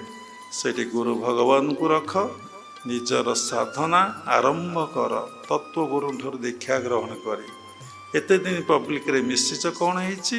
5 ବର୍ଷ 10 ବର୍ଷ ଏକାନ୍ତରେ ବସି ଦେଖ ତୁମର କେତେ ଡେଭଲପମେଣ୍ଟ, କେତେ ସ୍ପିରିଚୁଆଲ ଡେଭଲପମେଣ୍ଟ ତୁମର ଆରମ୍ଭ ହେବ। କ'ଣ ହେବ ନା ମାନସିକ ଶାନ୍ତି, ମାନସିକ ଆନନ୍ଦ, ସବୁବେଳେ ସନ୍ତୁଷ୍ଟ। ସର୍ବଦା ପ୍ରସନ୍ନ ସଦା ଆନନ୍ଦ ଅବସ୍ଥା ଦେଖିବେ। ତୁମ କେହି ସନ୍ତୁଷ୍ଟ କରିପାରିବେନି, କେହି ଆନନ୍ଦ ଦେଇପାରିବେନି, କେହି ତୁମର ଆପଣାର ହେଇପାରିବେନି କେବଳ ଗୁରୁ ଭଗବାନଙ୍କ ବ୍ୟତୀତ। କାରଣ ସମସ୍ତଙ୍କର ଆନନ୍ଦ ଦେବାରେ, ଭଲ ପାଇବାରେ, ସେବା କରିବାରେ, ମିଠା କଥା କହିବାର ପଛପଟରେ ଅଛି ସ୍ୱାର୍ଥ, ତା ପଛପଟରେ ଅଛି କାମନା। ଏକମାତ୍ର ଜଣଙ୍କର ନାହିଁ, ସେ ହେଉଛି ଭଗବାନ ବା ଗୁରୁଙ୍କର। ତେଣୁ ଯାହା ଶିଖିଲେ ତାକୁ ଜୀବନରେ କାର୍ଯ୍ୟକାରୀ କରିବା ପାଇଁ ଚେଷ୍ଟା କରନ୍ତୁ। ନିଜକୁ ପ୍ରତ୍ୟେକଟି ମୁହୂର୍ତ୍ତରେ ପରିବର୍ତ୍ତନ କରିଦିଅନ୍ତୁ। ଯାହା ଥିଲେ ତାହା ରହିବା ପାଇଁ କେତେବେଳେ ଚେଷ୍ଟା କରନ୍ତୁ ନାହିଁ। ଯଦି ତାହା ରହିବେ ଆପଣ ଆଉ ଆଗକୁ ଯାଇପାରିବେ। ଯେତେ ପ୍ରତିବନ୍ଧକ ଆସିବ, ଯେତେ ବାଧା ଆସିବ, ଯେତେ ବିଘ୍ନ ଆସିବ, ଆପଣଙ୍କ ସାଧନାଟା ସେତେ ସଫଳ ହେବ। କେମିତି ବୁଝିଲେ? ସମୟ ଯିବ, ତେଣୁ ଟିକେ ଧ୍ୟାନ କରିବା, ପ୍ରସାଦ ପାଇବେ, ଘରକୁ ଯିବେ। ଆଉ ଦେଖନ୍ତୁ, ଯେ ଜୀବନରେ ପାଠ ପଢ଼ି ନାହିଁ ସେ କ'ଣ କେବେ ପରୀକ୍ଷା ଦିଏ? ସେ ତ ପାଠ ପଢ଼ିନି, ପରୀକ୍ଷା କ'ଣ ଦେବ? ଯିଏ ପାଠ ପଢ଼େ ସେ ପରୀକ୍ଷା ଦିଏ। ପରୀକ୍ଷା ଦେଲେ ସିନା ସେ ମାର୍କ ପାଇବ। କେତେ ପରସେଣ୍ଟ ରଖିଲେ ଜଣା ପଡ଼ିବ? ଆପଣ ତ ପାଠ ପଢ଼ୁନାହାନ୍ତି, ଆଉ ପରୀକ୍ଷା କ'ଣ ଦେବେ? ଆଉ ମାର୍କ କ'ଣ ରଖିବେ? ଯେଉଁ ମୂର୍ଖକୁ ସେଇ ମୂର୍ଖ। କ'ଣ ଟିକେ ପରୀକ୍ଷା ହେଲେ, ଆରେ ପରୀକ୍ଷା ହେଲାଣି ଆଉ ପରୀକ୍ଷାକୁ ଯିବା ନାହିଁ। ବାବାଜୀ କ'ଣ କହିଲେ? ଆଶ୍ରମ ଏଇଟା ଡୋନେଟ୍ କରିବେ, ଗୋଟେ ପରୀକ୍ଷା ଗୁରୁଙ୍କର, ତା ଦ୍ୱାରା ଆପଣଙ୍କର ଉପକାର ହେବ ନା? ଆଉ ଯିବା ନାହିଁ, ଗଲା ସରିଗଲା, ପରୀକ୍ଷାରେ ଫେଲ୍। ଆପଣ ଘରେ ଆପଣ ଆଉ ସ୍କୁଲରେ ନାଁ ଲେଖେଇ ପାରିବେନି। ଯେତେ ଅନେକ ପରୀକ୍ଷା ଗୁରୁ କରିବେ ବା ଭଗବାନ କରିବେ, ଯଦି ପରୀକ୍ଷାରେ ଆପଣ ସକ୍ସେସ୍ ହେଇଗଲେ ଆଉ କ'ଣ ପରୀକ୍ଷା କରିବେ? କେତେ ପରୀକ୍ଷା କରିବେ?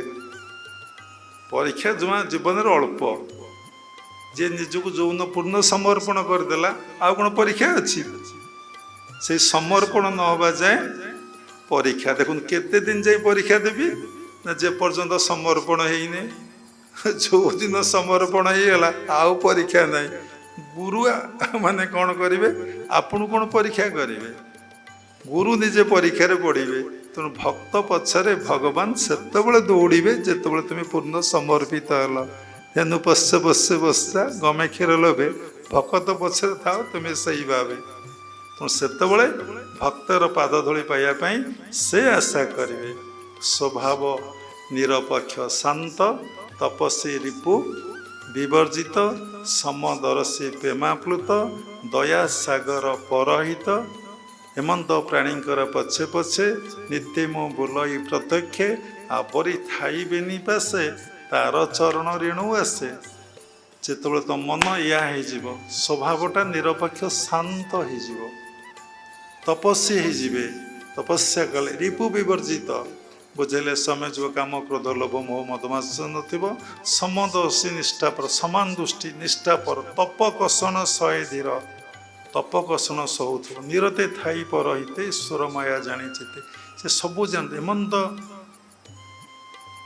ଏହାଙ୍କ ପଛରେ ଭଗବାନ ଗୋଡ଼ାନ୍ତି। କ'ଣ ପାଇଁ ନା ଚରଣ। ଭଗବାନ କହିଲେ ଦେଖନ୍ତୁ, ଏମିତି ବ୍ୟକ୍ତିଙ୍କ ପାଖରେ ଏଇସବୁ ଲକ୍ଷଣ ଯାହାଠି ପ୍ରକାଶ ପାଇଛି, ଲକ୍ଷ ଲକ୍ଷ କୋଟି କୋଟି ଭକ୍ତ ତାଙ୍କ ପଛରେ ଗୋଡ଼େଇଛନ୍ତି। ଯାହାଙ୍କ ଭିତରେ ଯାହା ମନ ୟା ହେଇଯାଇଛି, ତା ପାଦ ଧୂଳି ନେଇ ପାଉଛନ୍ତି, ତା ପ୍ରସାଦ ନେଇ ପାଉଛନ୍ତି, ତା ଫଟୋ ନେଇକି ପୂଜା କରୁଛନ୍ତି, ତାକୁ ଗୁରୁ ଭଗବାନ ବୋଲି ଭାବୁଥିବାରୁ ଅନେକ ବିପଦରୁ ସେ ରକ୍ଷା କରୁଛନ୍ତି। ଏଇ ଲକ୍ଷଣ, ଆମେ ଯଦି ଭଗବାନଙ୍କର ସନ୍ତାନ, ଭଗବାନଙ୍କର ଅଂଶ ବିଶେଷ, ଆମ ଭିତରେ ଏ ଭାବ ନିଶ୍ଚିନ୍ତ ଆସିବ ସାଧନା କଲେ।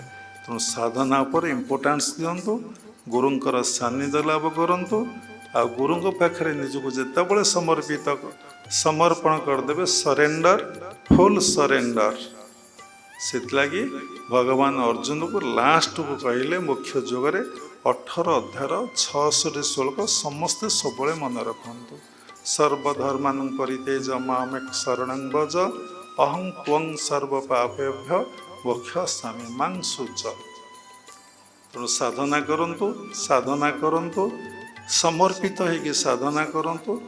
ନିଶ୍ଚିନ୍ତ ଭାବରେ ଆପଣ ନିଜେ ଭଗବାନ ଈଶ୍ୱର ହେଇଯିବେ। ଶେଷରେ କ୍ରିୟା ଯୋଗ ପରମ୍ପରାର ସମସ୍ତ ଗୁରୁମାନଙ୍କୁ ମୁଁ ପ୍ରଣାମ କରୁଛି। ବିଶ୍ୱର ପ୍ରତ୍ୟେକ ସମ୍ପ୍ରଦାୟର ଗୁରୁମାନଙ୍କୁ ମୁଁ ପ୍ରଣାମ କରୁଛି। उपस्थित भगवत स्वरूपगण सबरी भितर जगन्नाथ उपलब्धि करी मु प्रणाम करुचे। सर्वे भवन्तु सुखिन सर्वे सन्तु निरामया सर्वे भद्राणि पश्यन्तु माँ कश्चित् दुःख भाग् भवेत्। जय गुरुदेव, जय जगन्नाथ, हरि ओम तत्सत्।